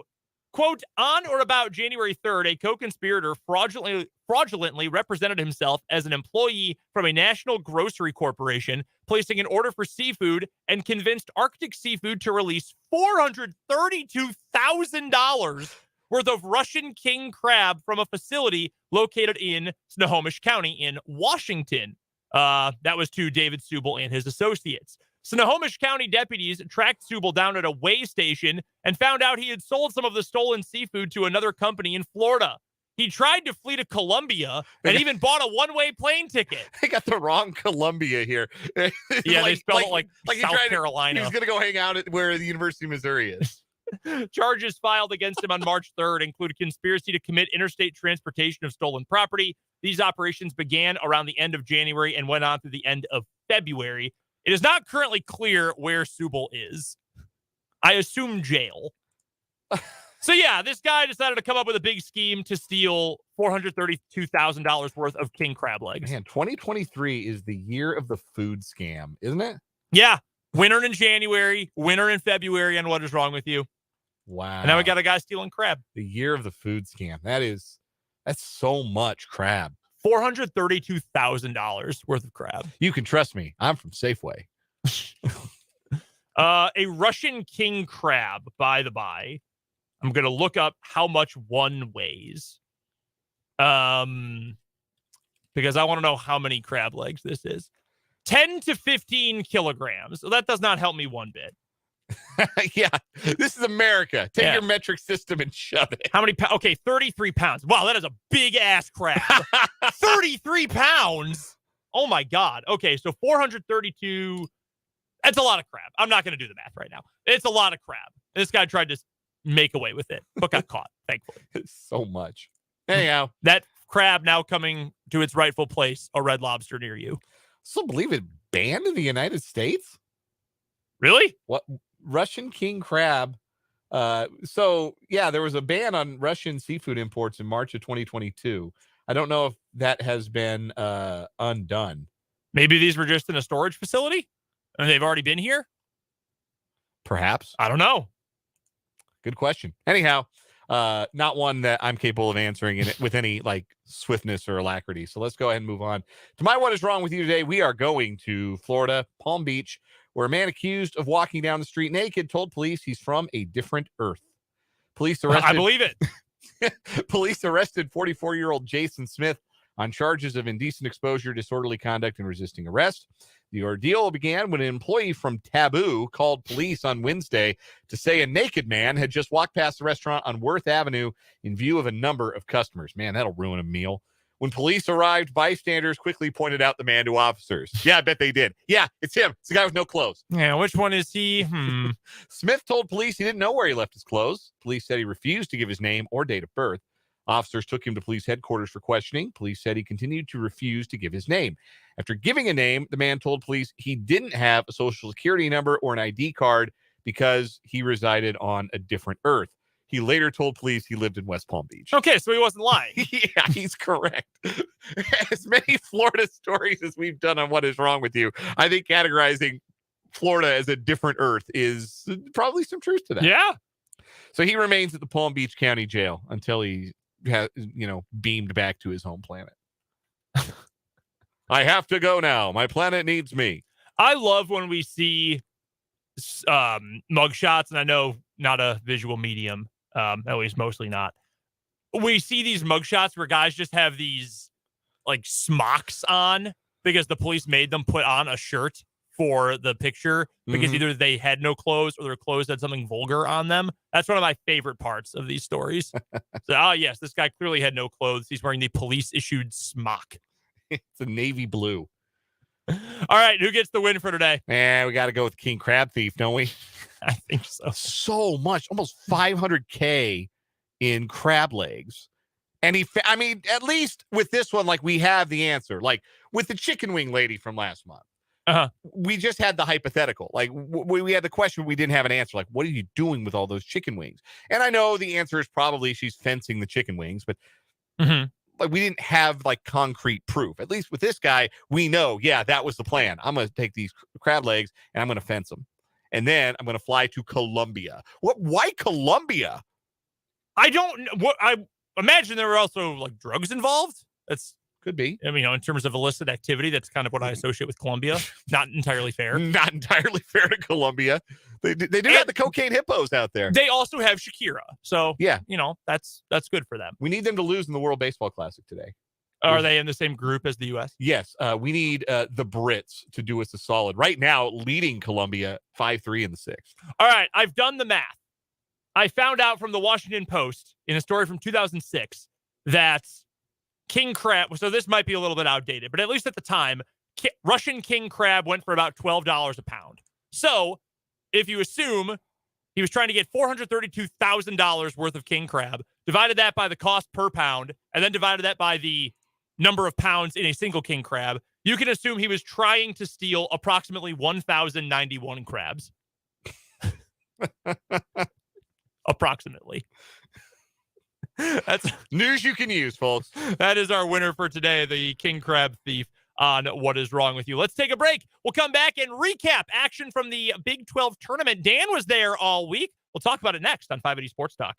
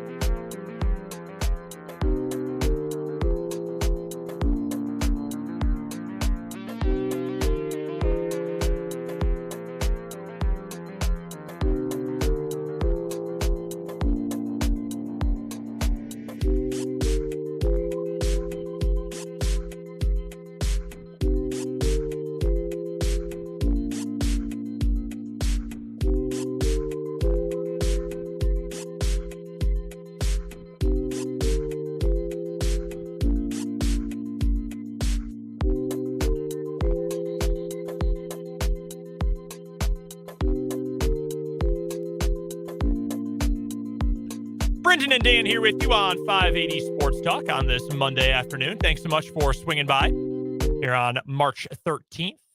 We've got plenty of NCAA tournament coverage coming up this week on the Road to a Championship, brought to you by Lewis Toyota at the intersection of I-470 and Fairlawn right here in the capital city. Buy local, buy Lewis. That's Lewis Toyota and the Road to a Championship. We'll be up in Des Moines starting on Wednesday morning. KU plays Thursday and Saturday.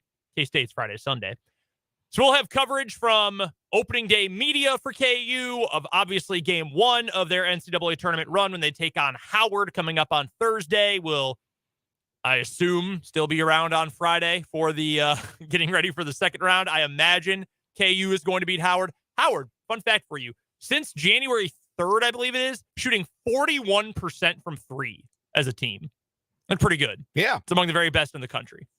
They don't have any Jalen Wilsons or Kevin McCullers on that roster, though. No. Or DeJuan Harris's. Or Grady Dix or KJ Adams's. Or probably even like Joe Yesufu's or Bobby Pettiford's. No disrespect to Howard. They're having, I looked this up, their best season in 50 years. The last time they won 22 games in a season was 1971, I believe. It's over 50 years since they last won this many games in a season. So there's a little fun fact to know and tell if you're trying to convince someone that you're picking Howard over KU, which you should not do. Please do not do that. The Big 12 tournament, however, took place this past weekend. Dan, you were there for rounds 1, 2, and, well, quarterfinal, semifinal, final. We'll throw the Wednesday night games out. Overall takeaways from the event. Obviously, Texas knocks off KU in the final. KU has been so good this year, but when they've lost, they've mostly been ugly. And they just sort of feel like, okay, it's not happening. Like, just pull back, ease up, go 60%. We'll get them next time. That's what a lot of the losses for KU have looked like. Texas looked great. K-State, unfortunately, gets bounced first round to TCU. So that's a good win for TCU. Obviously, Oklahoma State wasn't able to do enough to earn themselves a bid into the NCAA tournament. All encompassing, all games of the weekend. Did you take anything away? Did you learn anything about the teams you saw? I don't think we learned anything about Kansas and Kansas State that we didn't already know, in the sense that the games that each of those teams lost, they lost in very familiar ways. Like, Kansas State lost a game where they turned the ball over a bunch. Like, that's how Kansas State gets beat. Turn the ball over a bunch. Kansas lost a game where nobody but Jalen Wilson was an offensive threat. And that's pretty common to a lot of the games that they've lost this season. Kansas lost a game where DeJuan Harris played poorly. That's a common thread among the 7 losses that Kansas has suffered this season. DeJuan Harris hasn't played well in those games, has been turnover prone, has looked a little indecisive with the basketball, hasn't been able to get his own offense, hasn't played with a lot of confidence on the offensive end.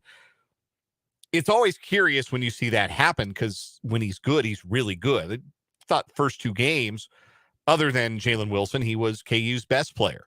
And still made the all-tournament team, although when I submitted mine, he was so bad against Texas, I couldn't vote for him. Yeah. He still made the all-tournament team. I was 4 or 5 picking the all-tournament team.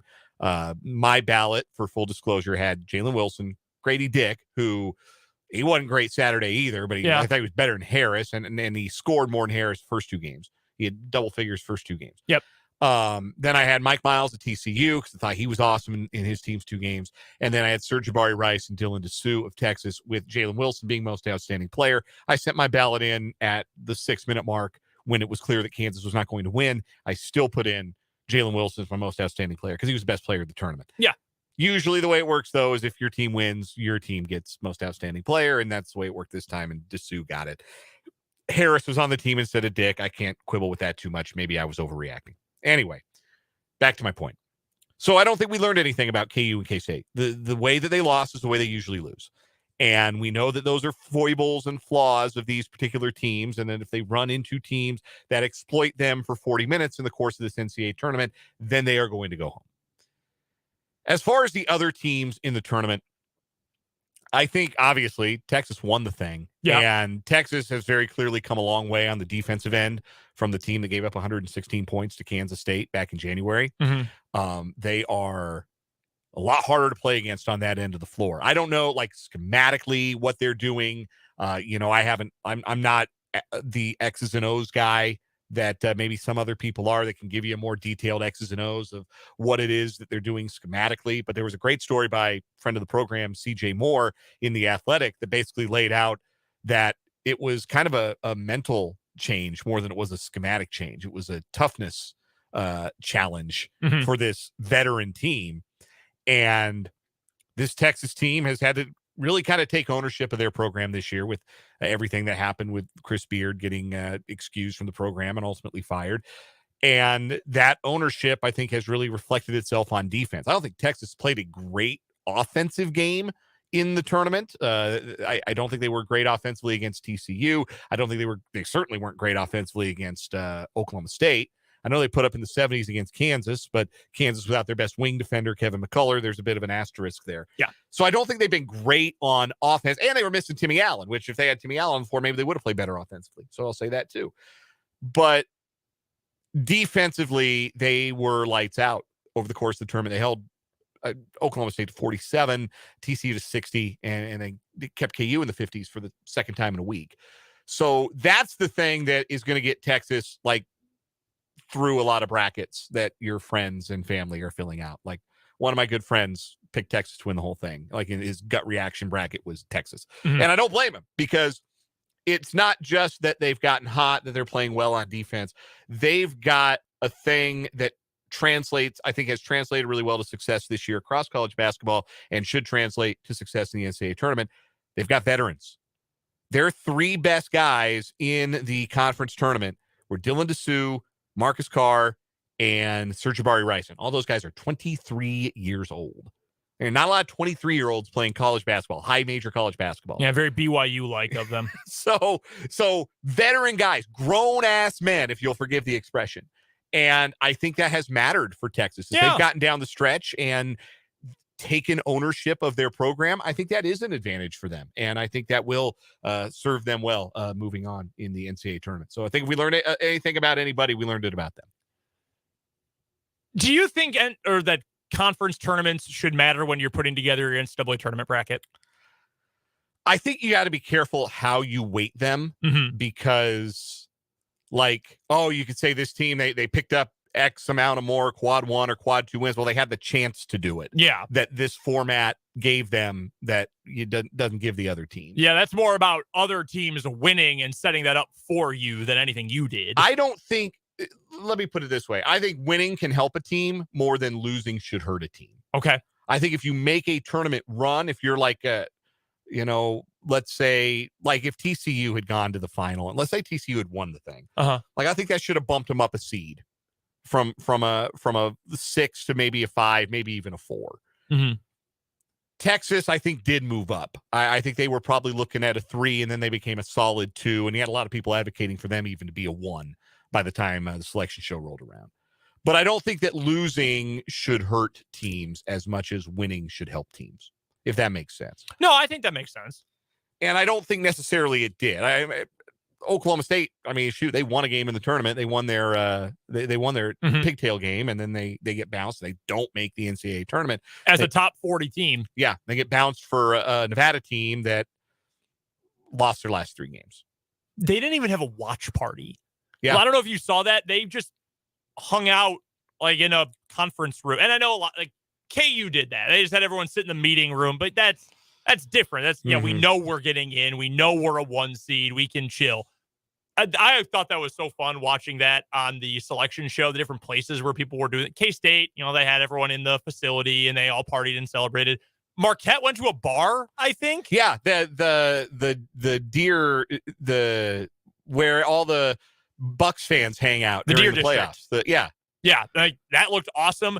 Nevada, the guys didn't, like, dress up. They didn't go anywhere. They just were sitting around watching TV. It looked like they had just finished practicing. Like, they had practice uniforms on. And then they found out they got in and went nuts. And it was an awesome video to watch. But they did not belong in the tournament over either Oklahoma State or Rutgers. Rutgers was rated higher than Oklahoma State was. Yeah. And had better wins over the course of the year, too. But, yeah, I don't know. I don't think it felt like KU was hurt by losing by 20 in their conference championship game. Yeah. I don't think they should have been. Maybe K-State was hurt by losing in the first round. I don't think they should have been. I don't think that should have been something that was costly to them. I don't think that, I don't know if Iowa State was going to be higher than the 6th seed, but I don't think them losing in the semifinals should have hurt them. Was there necessarily. Was there any outcome or individual performance or anything like that genuinely surprised you? I wouldn't say surprised, but I will say that Mike Miles looks back to himself, which is really good news. Big deal for TCU if they're going to make a tournament run. That was one guy who really popped. He was the best player on the court against Kansas State. There was no doubt about that. One other thing I have to mention is so there was a lot around the Big 12 tournament this year. They're really trying to make it an event. Yeah. They had Dick Vitale out to call the championship game. Shaq was courtside for the championship game. He DJ'd a set at Power and Light that night. They had the Big 12 Eats, which thumbs way up for the OSU Pistol Pete fried corn. Way up. I'm a big elote guy now. And thumbs kind of in the middle for the TCU loaded tots, the purple sour cream. Yeah. A little off-putting at first, but it tasted fine. But I think those kinds of things got people talking, or even the Big 12 anthem, which we kind of made fun of, the Big 12 basketball anthem. You're rolling your eyes about it, but it's unique to the Big 12. And as the Big 12 tries to tell its story, which is something that Brett Yormark has talked a lot about, it's going to try some things, and some of the things are going to work, and some of the things aren't. But they're trying a lot of things, and I thought it was fascinating to see how that looked in the form of their, kind of their hallmark event, the Big 12 basketball tournament. Real quick, were there any other eats you tried? No, those were the only two. I didn't get around to the Jayhawk mac and cheese. They're actually out of the toppings. A lot of the toppings went fast. Wow, I'm honestly not super surprised about that. We'll talk more NCAA tournament headlines and much more next hour right here on 580 Sports Talk.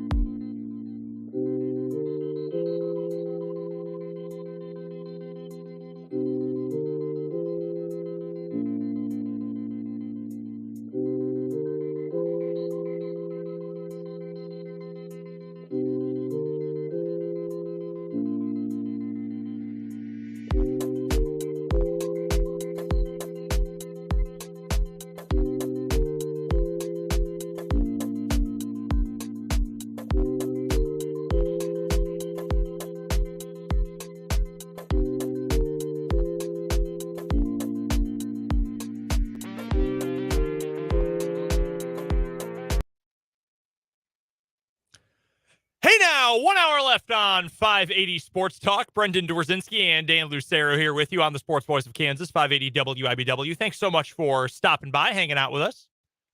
Coming up here in this final hour of the show, we've got a lot of NFL news to get to in our 580 Sports Talk headlines here in just a moment. We will also get to some thoughts on the bracket.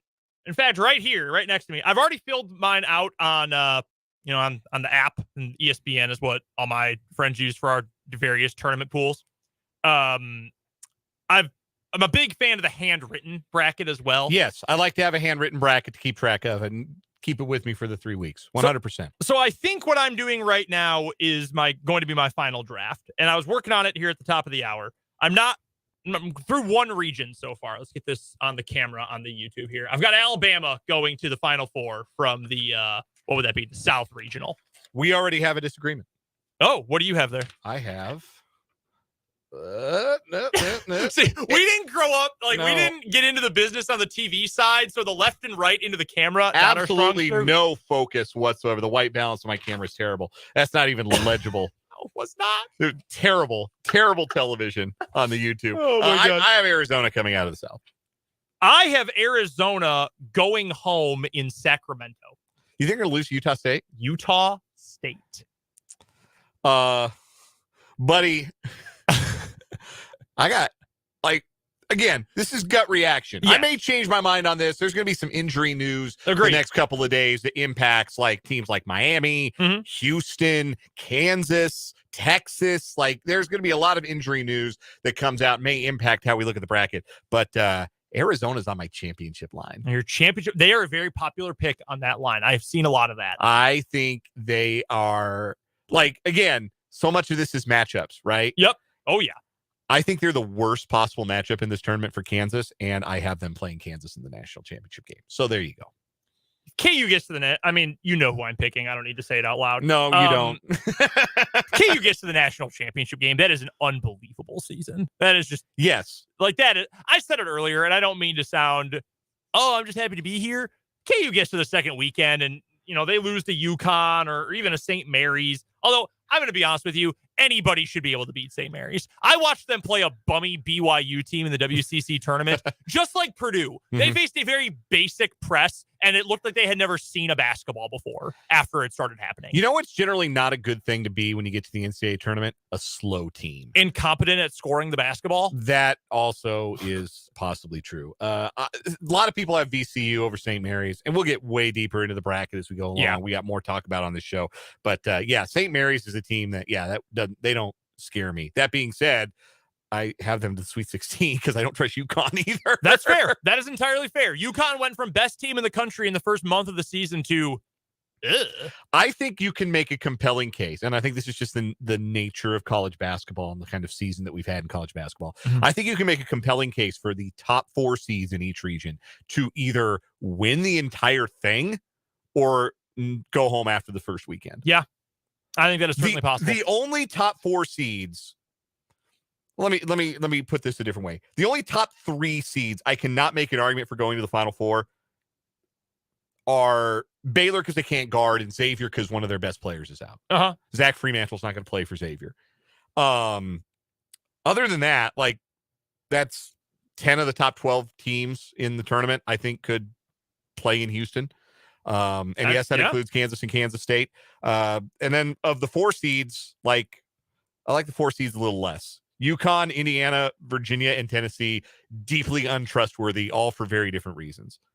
Yeah, Indiana, I think, is also a first weekend team. I think they would lose to, honestly, I already picked this one. I haven't filled it out on my paper bracket yet. I'm going to, though. Can I get a woof woof for the Sweet 16 Drake Bulldogs? I don't trust Miami as far as I can throw them. No, thank you. I'm listening. I'm listening on the Drake Bulldogs. I'm listening on the Drake Bulldogs. I also, folks who know me or familiar with me and my work, will know that I have a history with the Virginia Cavaliers. 2018, you could have said, Dan, you're in a room with the Virginia Cavaliers and Pol Pot. Who would you take out? And Dan would have said, I would have put on my Pol Pot jersey. and yes.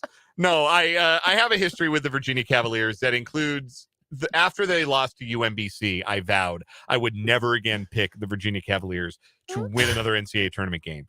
I was so dead serious. I picked Gardner Webb to beat him as a 16 seed the next year. You did. Gardner Webb gave him a battle. Yeah, they did. They were up with like 10 minutes left. And then, of course, Virginia came back, beat him, and won the national championship. So, boy, was my face red. But no, I continue my tradition. I will not pick Virginia to win an NCAA tournament game ever again in my life. We had the loudest hotel room in the Wichita Super 8 back in 2018 opening round. Because it was one of the late games. Yes. Virginia UMBC. Last game of the night, yeah. Because we were covering KU down in Wichita. We went out, we got dinner, we watched some games. I think that was the night K-State played, I think. Yeah, K-State beat Creighton. We were at a bar watching that game. That's right. Yeah. And then Marcus Foster played in that game. And we came back. The Mike McGurl game. It was the Mike McGurl game. We come back, we're eating Brahms. I think we got ice cream at Brahms. We're sitting in the hotel room. And it was crazy. We had shakes. Hooting and hollering the whole game. Every time UMBC hit a three, I'm pounding on the table. Yes.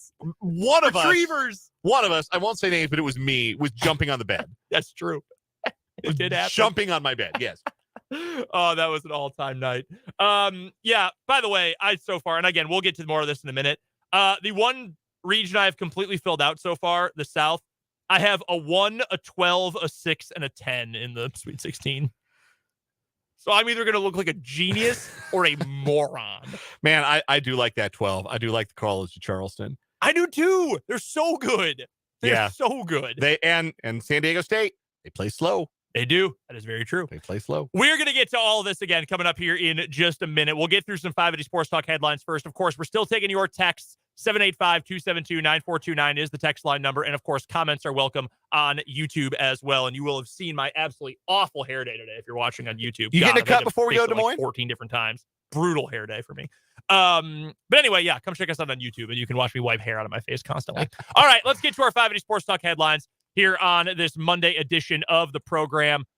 NFL news today. The start of quote-unquote legal tampering. So this is when deals get officially agreed to, but a lot of these deals, as our pal Matt Verderame, who spoke with us earlier, would tell you, a lot of these deals were probably worked out at the combine at the middle or end of February. So a lot of this stuff already fairly known. I've got the NFL.com tracker in front of me. I'm just going to get through as many of these high-profile ones as we can. These are not in any particular order. We do know that this happened this weekend, actually. Jalen Ramsey is a Dolphin now. Yes. That seems huge. That seems large. The Rams are going to be bad next year. They're going to be bad. Yeah. Tank for Caleb Williams? Probably. LA to LA connection? Matt Stafford rides off into the sunset? Maybe. Aaron Donald has to be thinking, man, I came back for this. Man, what the hell? Why? Well, come on. Now you're trading away my guy? You show up like Will Smith in the empty living room in Fresh Prince. Or alternately, if you're Jalen Ramsey, maybe it's the other Fresh Prince bit. Why don't he want me? Although I think he's the one who wanted out, in all fairness. So Jalen Ramsey, he is a Dolphin. The Patriots, this is just ordered by division. The Patriots, they did make a big move. Their best cornerback, Jonathan Jones, they kept him 2 years, $20 million. I thought he could have gotten more on the market. I did too. That's a good piece of business for the Pats. Yeah. 1 year after they decided not to keep J.C. Jackson, and that worked out. No team is better with their defensive backs than the New England Patriots are. The Jets, they are currently muddled in the Aaron Rodgers saga. They're going to get him, I think. I'm 99% sure Aaron Rodgers, by the start of the new league year on Wednesday, is going to be a Jet. Trey Wingo, formerly of ESPN, reported today it was essentially a done deal, and then a bunch of Jets players started tweeting about it. Then Ian Rappaport said, no, nothing has changed. Adam Schefter said cautiously optimistic, but nothing has changed. Tom Pelissero got a phone call on TV on the NFL Network, and his source literally just said no deal and then hung up the phone. That was the entire call that was on TV on the NFL Network today. Some people, Trey Wingo being one of them, apparently just like to watch the world burn. He will pay for his crimes. That is all I will say. Trey Wingo will pay for his crimes. My least favorite former host of NFL Live. Very low on my list of Treys, personally. Hey, what is that list? The Trey Smith is pretty high. Trey Smith is high. Shout out to Trey Brown here in the city. Yeah. There's Trey Cool. Did you Googled famous Treys? Drummer for Green Day. Yeah. I had to remember Trey Cool is the musician, but I don't remember what band he's in. Okay, fair enough. Drummer for Green Day. Trey Cool's on the list. Fair enough. Other deals going on from the AFC. Jermaine Pratt back with the Bengals. A little surprised by that one. I thought he was going to go somewhere else as well. Patrick Peterson, he's a Steeler now. Yeah, that's fascinating. That came out of nowhere. I mean, I guess. Sure. I don't really know what the Steelers are doing either. Are they going to be good?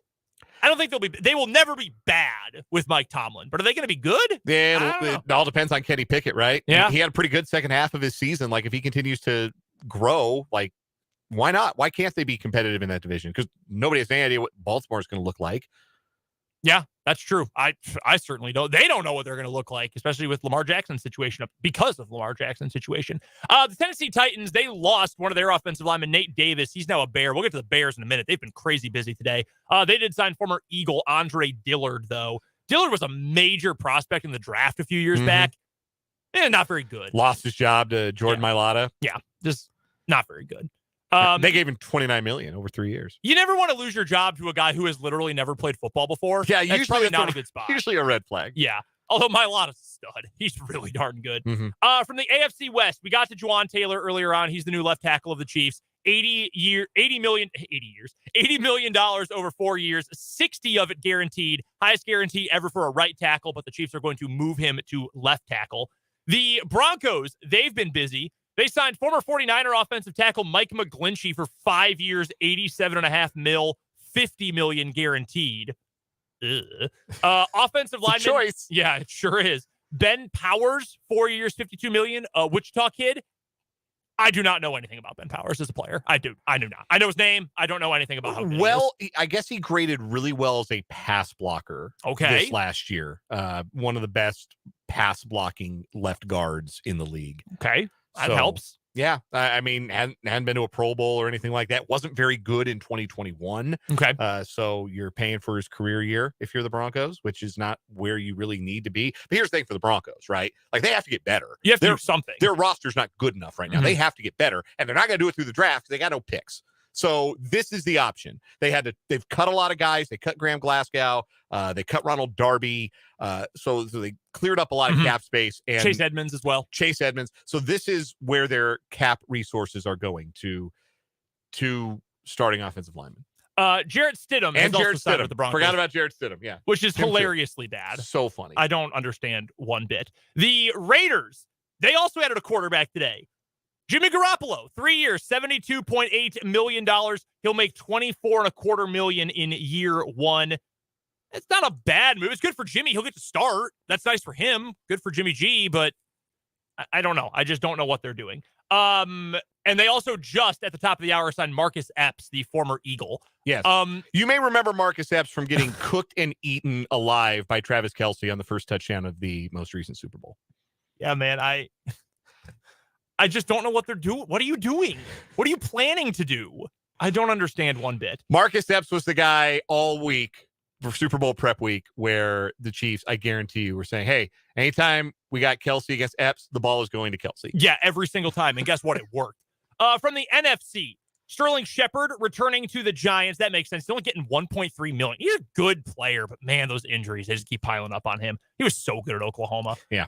They're also bringing in former Chief Raheem Nunez-Roches. I thought he was 1 foot out of the NFL when he left the Chiefs. He's been around for years since then. They've been a good player, too. Yeah. Very good. He's having a very nice career. Big news for the Super Bowl runners-up. Jason Kelce returning for another year. He announced that this morning. That was the first piece of news I saw today. Not returning to the Eagles, however, in addition to Marcus Epps, TJ Edwards, one of their linebackers, he's going to the Bears, and Javon Hargrave, who had 11.5 sacks this past year in the interior for the Eagles, part of that league best pass rush. He is going to the 49ers on a 4-year, $80 million deal with about $40 million guaranteed. Crazy. Best defensive line we've seen in a long time. I wonder if there is hazard pay included in Geno Smith's new contract. Geno Smith, Matt Stafford, Colt McCoy, I guess, is going to start for the Cardinals. I got Colt. It's going to get ugly. It is going to get really, really ugly. That is fearsome. By the way, speaking of the 49ers, might as well just get to them. They also signed their new backup quarterback, Sam Darnold. Yes, they did. Reunited with Steve Wilkes, I guess. He'll start 5 games probably this year because that just happens to their quarterbacks. Right. So expect to see Sam Darnold on the field at some point this year. The Commanders, they've been busy today. They signed former Chief Andrew Wiley, 3 years, $24 million. The reason we didn't see his guarantee is because it hasn't been announced yet. But it's good for Andrew Wiley. Happy for him that he gets payday, gets to go hang out with EB as well, get to play for him again. They also signed their other big deal, Verderame, who got the franchise tag. How about a 4-year, $90 million contract? $45 million fully guaranteed, $60 million total guarantee, 28 due at signing. That is the biggest contract to any defensive lineman in history not named Aaron Donald. That is a lot of money. He's a great player. Really, really good player. That is going to impact Chris Jones, as is the Javon Hargrave deal. But we'll get to that coming up later on in the week. I mentioned the Bears. They've been busy. Last week, they traded the number 1 overall pick. They got a couple picks back and wide receiver DJ Moore. Today, they signed offensive lineman Nate Davis, as I said. Tremaine Edmonds, the former Bill, he had 4 years, $72 million with $50 guaranteed. Tremaine Edmonds is a fine player, but I don't know that he's worth $50 million guaranteed. And then, as you mentioned, they signed TJ Edwards as well. Edwards is a way better deal. 3 years, $19.5 million, 12 guaranteed. Yeah, that's a way better deal for the Bears. We also know the Packers are bringing back their all-pro safety, and, well, he's all-pro for being a return man. Keyshawn Nixon, 1 year, $6 million for him. Jesse Bates, the Bengals safety, not surprising he is not returning. He's going to Atlanta. They gave him a ton of money. 4th richest safety contract ever. 4 years, $64 million, 23 guaranteed. Their other starting safety, Cincinnati's Von Bell. He's going to Carolina. Terms of that deal have not been announced yet. Those are big losses for the Cincinnati Bengals. Huge losses. One of the reasons that they were so good at the drop 8 is because their safeties are that good, and now their safeties are not the guys that were good. Like Von Bell and Jesse Bates are really good players. Those are big losses for the Bengals, who also today re-upped with Jermaine Pratt. Yes. So they were able to keep their linebacking group, him and Logan Wilson, together. But losing both of their starting safeties, that's a big blow to Lou Anarumo's defense. That pretty much covers the major moves for today, and we're not done. We are still in the legal tampering period until 3:00 on Wednesday. Which of those moves, or did any of those moves really move you one way or another? Just Hargrave to the 49ers is unbelievable. Yeah. Like, that's the 49ers saying, we don't know who our quarterback's going to be. We don't know what that situation is going to look like. We're going to do our best to make it not matter at all, because we're just not going to give up any points. Yeah. Because we're going to sack the quarterback every time you drop back. I saw Mina Kimes say they're going to put up baseball scores. Well, shoot, they did lose 11-10 in Denver last year. That's true. Is that not a Coors Field score? I don't know what is. That's very true. Yeah, that move really stands out. I think tough day for the Bengals. Getting Pratt back is a big deal, but that's tough to lose both your starting safeties from a really good secondary. They were so good against the pass. We did have a texter from the 785 ask if it would be possible for the Chiefs to continue to pursue Orlando Brown and use Jawaan Taylor, the ex-Jacksonville Jaguar, who the Chiefs have agreed to terms with reportedly on a 4-year, $80 million contract today. If that would be a Andrew Wiley replacement at right tackle. By all accounts, neither of those things are happening. By all of the reporting that we have seen, Jawaan Taylor is being signed to play left tackle for the Chiefs this coming season, and Orlando Brown Jr. is going to find somewhere else to play. That is pretty much unanimously being reported. All of the big talking heads who cover the NFL, who are sourced in the NFL, are reporting that Jawaan Taylor's coming to Kansas City to play left tackle, and Orlando Brown Jr. is going to play somewhere else. Yeah, Matt Verderame reported that. A few others did as well, that is going to be the case. I mean, yeah, it would be awesome to have Taylor at right tackle and Orlando Brown at left. That'd be a best offensive line in the NFL. But I think the Chiefs made pretty clear. They have, I think, over the last 2 off seasons, last one and then this one, really indicated to us how they are going to choose to handle their business. If they want you to stick around, you are getting a deal ahead of your final year. You are getting that deal. If they are deciding, yeah, we'll use you up as long as we need you, and that's it, you can move on after that, they are going to let you go into that lame duck year. And they've shown that now with 2 priority, or at least we thought priority free agents in back-to-back years. This year it's Orlando Brown. Last year it was Tyrann Mathieu. If they think, hey, we're done with your usefulness, they are not going to give you a contract ahead of time. If they want to make sure you stick around long-term, they will extend you early. Yep. So that pretty much covers the major news from around the NFL start of free agency today. Naturally, that's the bulk of the headlines on a day like this, but we also have some college basketball coaching carousel headlines to get to. Couple firings, couple hirings. We'll start with the most local of the stories. Wichita State announced over the weekend that Isaac Brown would not be returning as their head coach. Brown fired after 3 seasons. He replaced Greg Marshall on an interim basis after Marshall was fired just before the start of the 2020-2021 season. Or excuse me, I guess that would be the what year would that have been? The 2021, 20. No, yeah, 20. The 2021. Yeah, the 2021 season. I was right the first time. Anyway, yeah, Marshall fired just for that season. Isaac Brown, longtime assistant, took over and then went and won the American Athletic Conference regular season championship with that soccer team, or with that Shocker team. But diminishing returns following. Brown goes 48-34 over the course of 3 years at the helm. But Wichita State faded from the national college basketball conversation. Each of the past 2 seasons did not make the NCAA tournament, so Brown had to go. It's an interesting story to consider when you compare it to what's going on at Texas right now with Rodney Terry. Rodney Terry was the assistant who took over when Chris Beard was fired, about whom more in a bit. Rodney Terry's been in charge of this Texas team as they finished second in the Big 12 regular season and won the Big 12 tournament championship. There's obviously a great deal of affection for Rodney Terry from his current Texas players. And I saw in the wake of Texas winning the Big 12 tournament on Saturday a whole lot of takes along the lines of, well, Texas has to hire Rodney Terry. You have to make him your full-time head coach. He's done enough to earn the full-time job, without any consideration of the fact that Rodney Terry had a losing record at UTEP. Rodney Terry did not have a great record at Fresno State. Rodney Terry's never had to recruit at a high level. You're Texas. You can do a coaching search and probably find a better candidate than Rodney Terry. Is that unfair to Rodney Terry? Maybe it is. But would it have been unfair to Isaac Brown to have done a coaching search at Wichita State after he won the American regular season title in his interim year? You could argue maybe it would have been. But was Isaac Brown the right guy moving after that? It was very clear that he was not. So I think there is a lesson to be learned in the Wichita State saga and in Isaac Brown's head coaching career if Texas is willing to learn it. And a couple other things to point out about this, why it would probably behoove Texas to do something different.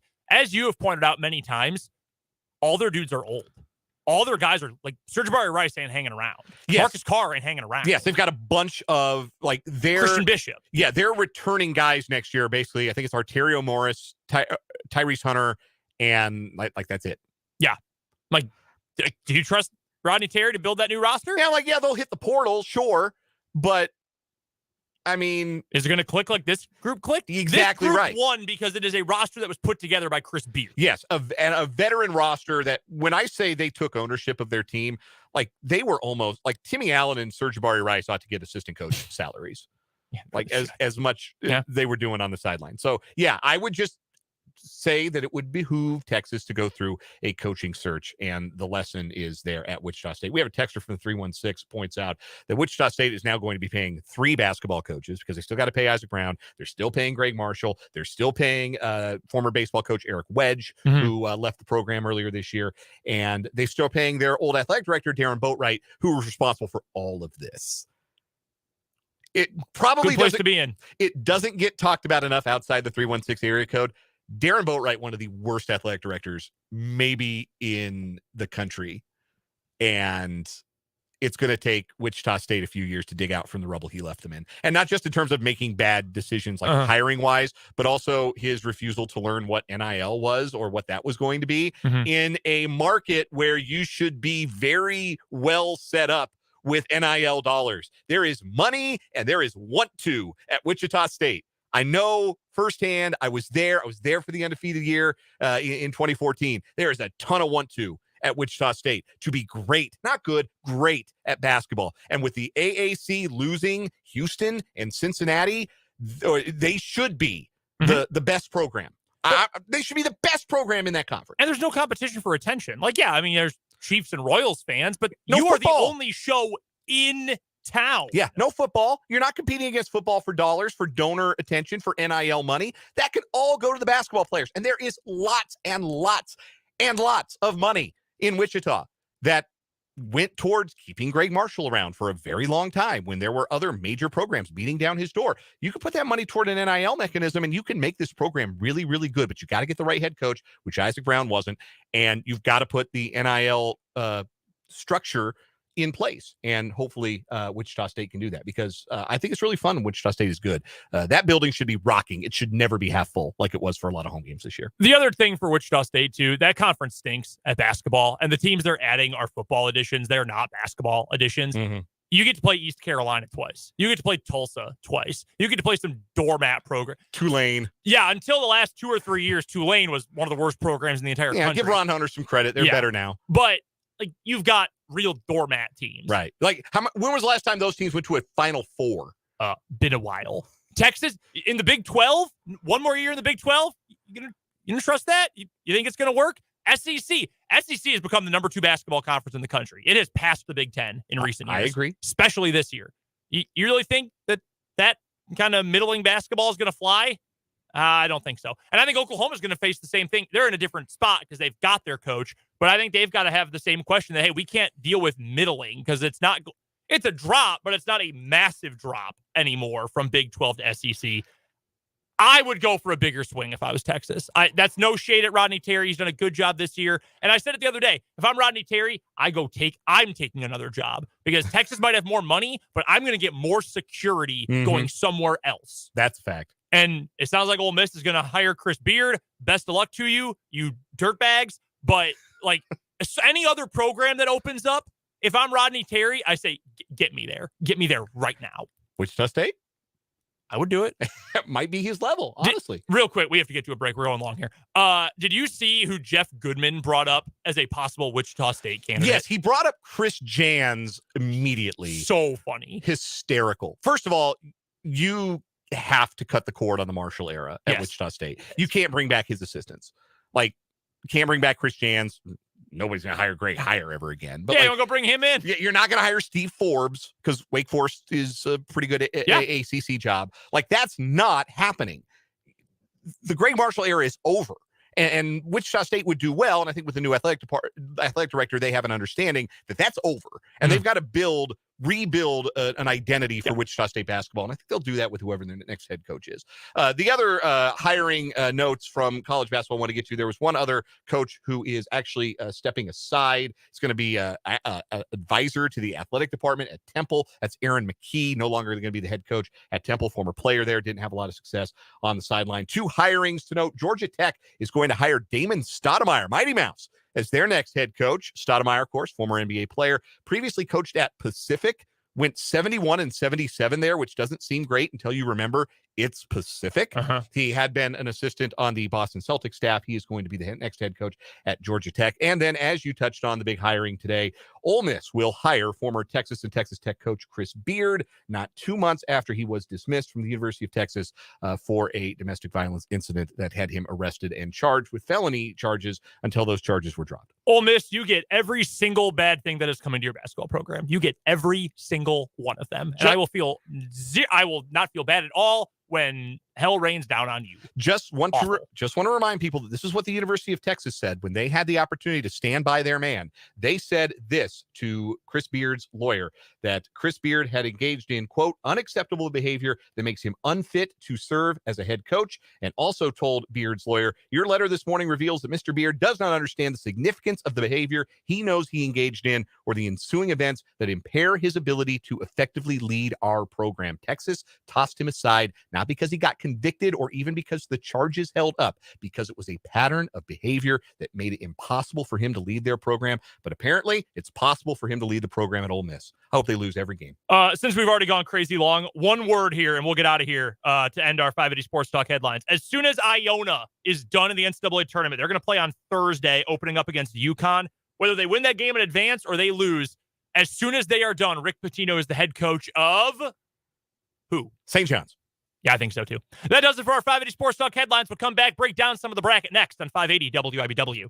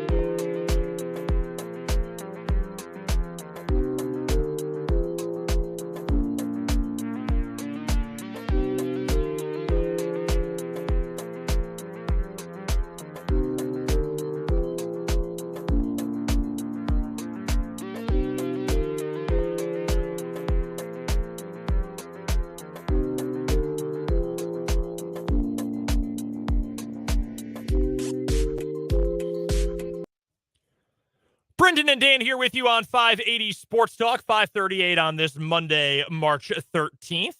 The NCAA tournament bracket came out yesterday. Don't forget that Dan and I will be in Des Moines at the Wells Fargo Arena from Wednesday through Saturday, we assume, for KU basketball coverage on the Lewis Toyota Road to a Championship. And all of our NCAA tournament coverage is brought to you by Lewis Toyota, located at the intersection of I-470 and Fairlawn, right here in Topeka, with a large Toyota certified inventory. Your hometown dealer is Lewis Toyota. Again, that's at 470 in Fairlawn here in the capital city, sponsoring our Road to a Championship and our NCAA tournament coverage. Right off the rip, when you look at the bracket, and again, we're filling ours out right here. I've got my paper one in front of you. There's the one region I have done. It's on YouTube if you want to see it. I've got Alabama coming out of the South. That's the only thing I have settled so far. Much better white balance on your camera than mine. I think it's the light. I think the fluorescent light, like right over the top of my head, really kind of washing it out. Yeah, I've got a little cleaner here. Makes it hard for people to see my hat game. I got this great Oakland A's hat. That is a really nice hat. Thank you. I also write extremely hard on paper. Like that pen is getting jammed into the paper when I write. You can see it almost embossed on the back. Beveled. Yeah, it really is. There's a few, every year there's, I'm going to pick all the ones over the 16, and I think there's no 15s that are going to advance this year. Everyone picks a couple 9s over 8s. 12-5 is the most popular one, of course. Right off the rip, when you look at opening weekend, opening game, or even if it's a potential second round game, fine. What to you screams, I am picking this upset, no doubt? As soon as it popped up on CBS and you heard Greg Gumbel say, in the South region, in the Midwest region, whatever, what did you say? Oh, yeah, I'm taking that upset. So one of them was Furman over Virginia, because I will always pick against Virginia in this tournament. But also Furman can shoot and they play fast, and Virginia does not. And Virginia is without Ben Vanderplas and did not play well down the stretch. I think they're gettable. Like I'm not doing a bit. I think Furman actually can and will beat Virginia. Yeah. The other one, similar to one that you had, Drake over Miami. Drake can fill it.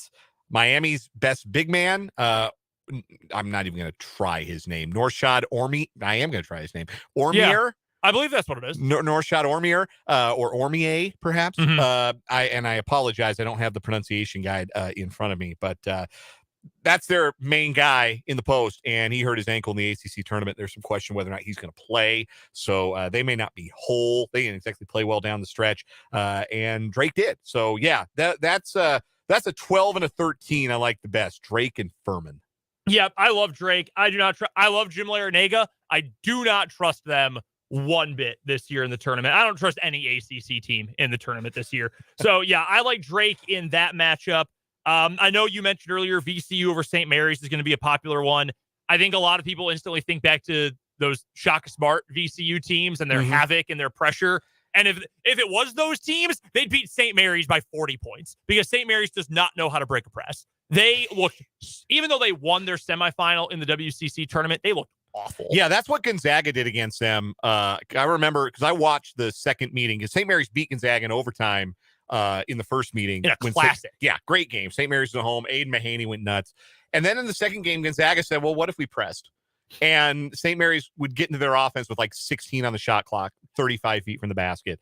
And they don't run enough good, quick offense to be effective doing that. So, yeah, I think that is going to be a tough matchup for St. Mary's, because this may not be that kind of a VCU team, but it's still a VCU team that plays really hard. They got hard-nosed guards, and they force turnovers. And if you're not going to play a game with a lot of possessions, you better not have too many empty ones. And that could be the problem that St. Mary's runs into against VCU. I really do like Oral Roberts against Duke. I don't know that they can get it done because Duke has a lot of talent. My buddy from Stats Inc. texted me earlier as we were talking about the bracket, and he had the stat that in 20 games this year where they're with their full starting lineup healthy, do you know what Duke's record is? Like 18-1, 18-2, 19-1. 19-1 in their 20 games with their full healthy starting lineup. That is impressive and daunting. But if any team from the mid-major level and the double-digit seeds is going to get it done, it is 30-year-old Max Asmus, veteran head coach in Paul Mills. They've got a 7-footer in the post. Oral Roberts leads the nation this year, and this has been all over Twitter. Evan Mia, I believe, is who has this. Evan Miyakawa. They lead the nation in 10-0 scoring runs. They had, I think, 33 of them this season. Wow. That's called a kill shot. That's from Evan Miyakawa. He came up with that stat, the kill shot. Leading the country. Oral Roberts. They went 30-4 this year. They are awesome to watch. They only had a couple of close games in regular season play, which I think you like to see out of a mid-major, right? Mm-hmm. That they blow out their competition. Similar question, but if we're looking long-term here, let's just go NEC 9 or above. So the back half of seeds in each bracket. Who's got the best chance to you of making a deep run? Making like Elite 8 or better? Elite 8 or better for seeds 9 and under.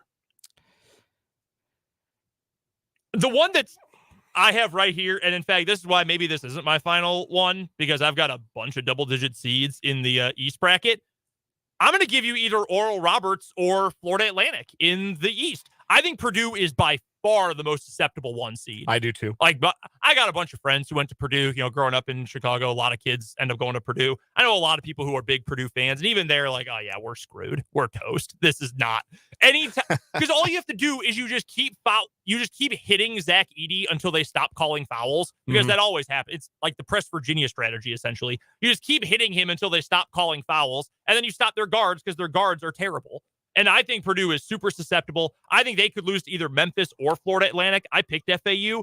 I've got Florida Atlantic versus Oral Roberts. I think there you end up with a 12 versus a 9. That's a toss-up there. I think either one of those teams could end up in the Elite 8. See, I think Memphis is going to beat FAU. So, but the winner of that game, I think, absolutely has a chance to beat Purdue. I think Memphis has a better chance. It's a little older and better guard play, tougher guards. That's fair. But FAU could certainly make a run there.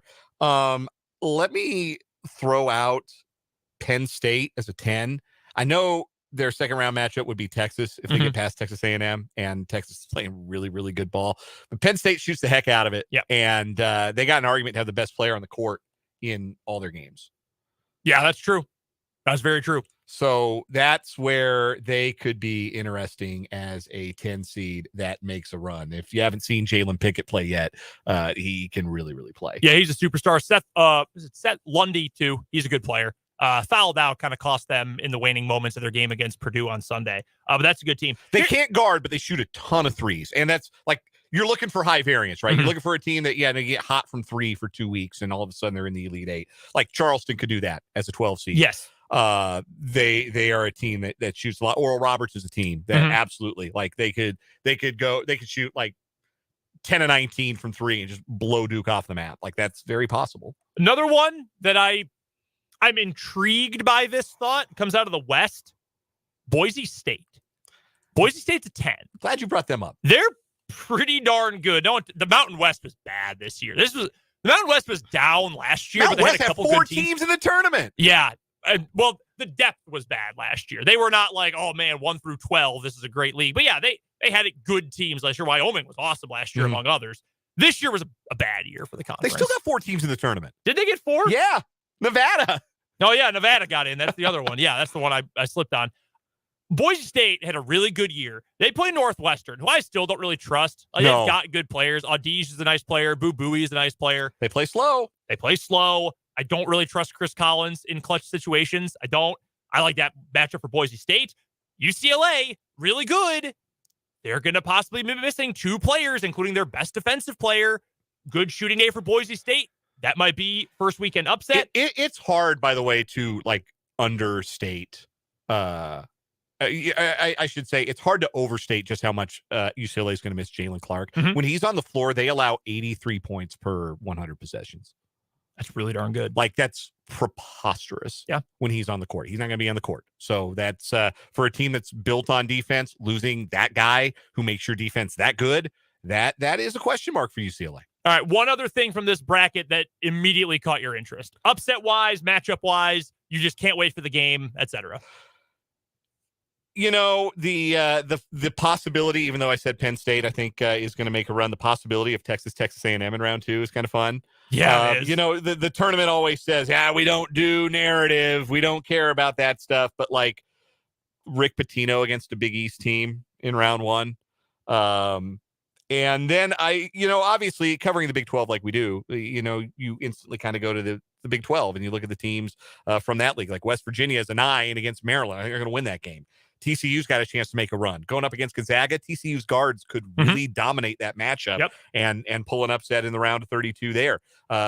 Iowa State, I think they're playing better since Caleb Grill has kicked off the team. I think they have more sense of their identity without Grill being in and out of the lineup every other game. It was a galvanizing moment. A little bit. And Xavier's vulnerable as a 3 seed. Maybe there's another Sweet 16 run in the offing for TJ Otzelberger's bunch. I can't believe I'm saying that, but it could be. Like, they're lined up against teams I think they can beat. So I think it's going to be a really good tournament for the Big 12 and a chance to win a lot of games in the tournament for the Big 12. We've got to get to a break real quick. Final 4. Arizona, Duke, Houston, Kansas. I've got Alabama, Marquette, Kansas, and Texas. What is it? Was it Texas? I actually don't remember. I think I had Texas. We're going to go with Texas right there. That first draft. I'm going to make that sure. First draft. We've got to get to a quick break. We're back after this with more 580 Sports Talk.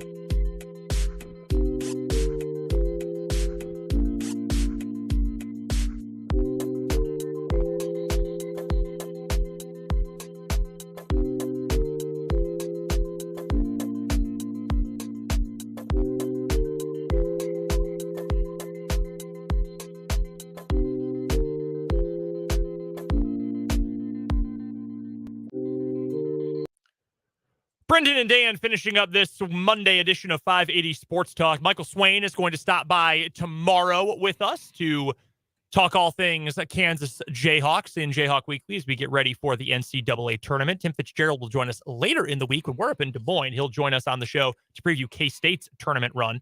Real quick, though, wrapping up thoughts on the NFL first day of legal tampering. Give me a bold prediction for tomorrow. Bold prediction for tomorrow is that we will hear some rumblings about the Chiefs being attached to a veteran swing tackle. Veteran swing tackle. Interesting. Kind of along the lines of the Kyle Long, Austin Blythe scenario that we talked about. Bring in a vet, draft a rook. I think the safety market, I think the biggest move tomorrow morning, C.J. Gardner-Johnson finds a new home. Von Bell's off the market. Jesse Bates is off the market. Good class of safeties. I think C.J. Gardner-Johnson's the next one. I hope it is with the Green Bay Packers, which probably means they will have to clear cap space, which also inherently means they probably move off Aaron Rodgers by the end of the day.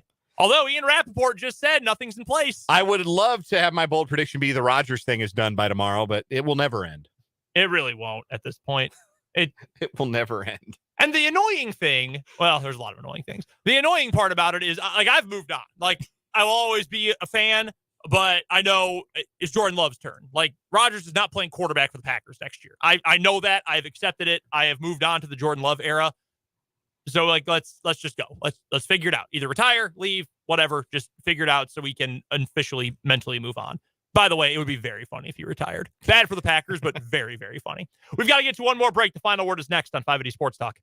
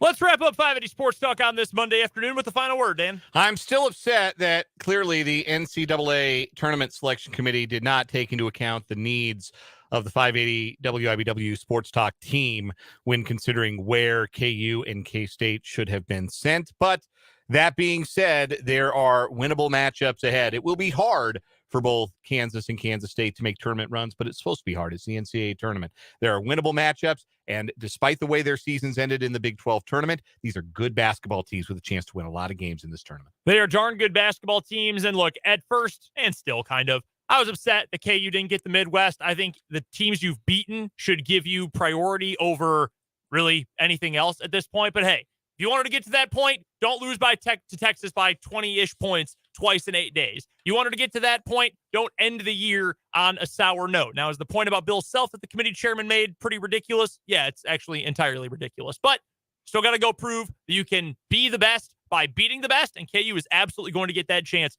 against one of the hardest regional brackets in NCAA tournament history. If you're that good, you should be able to beat them all.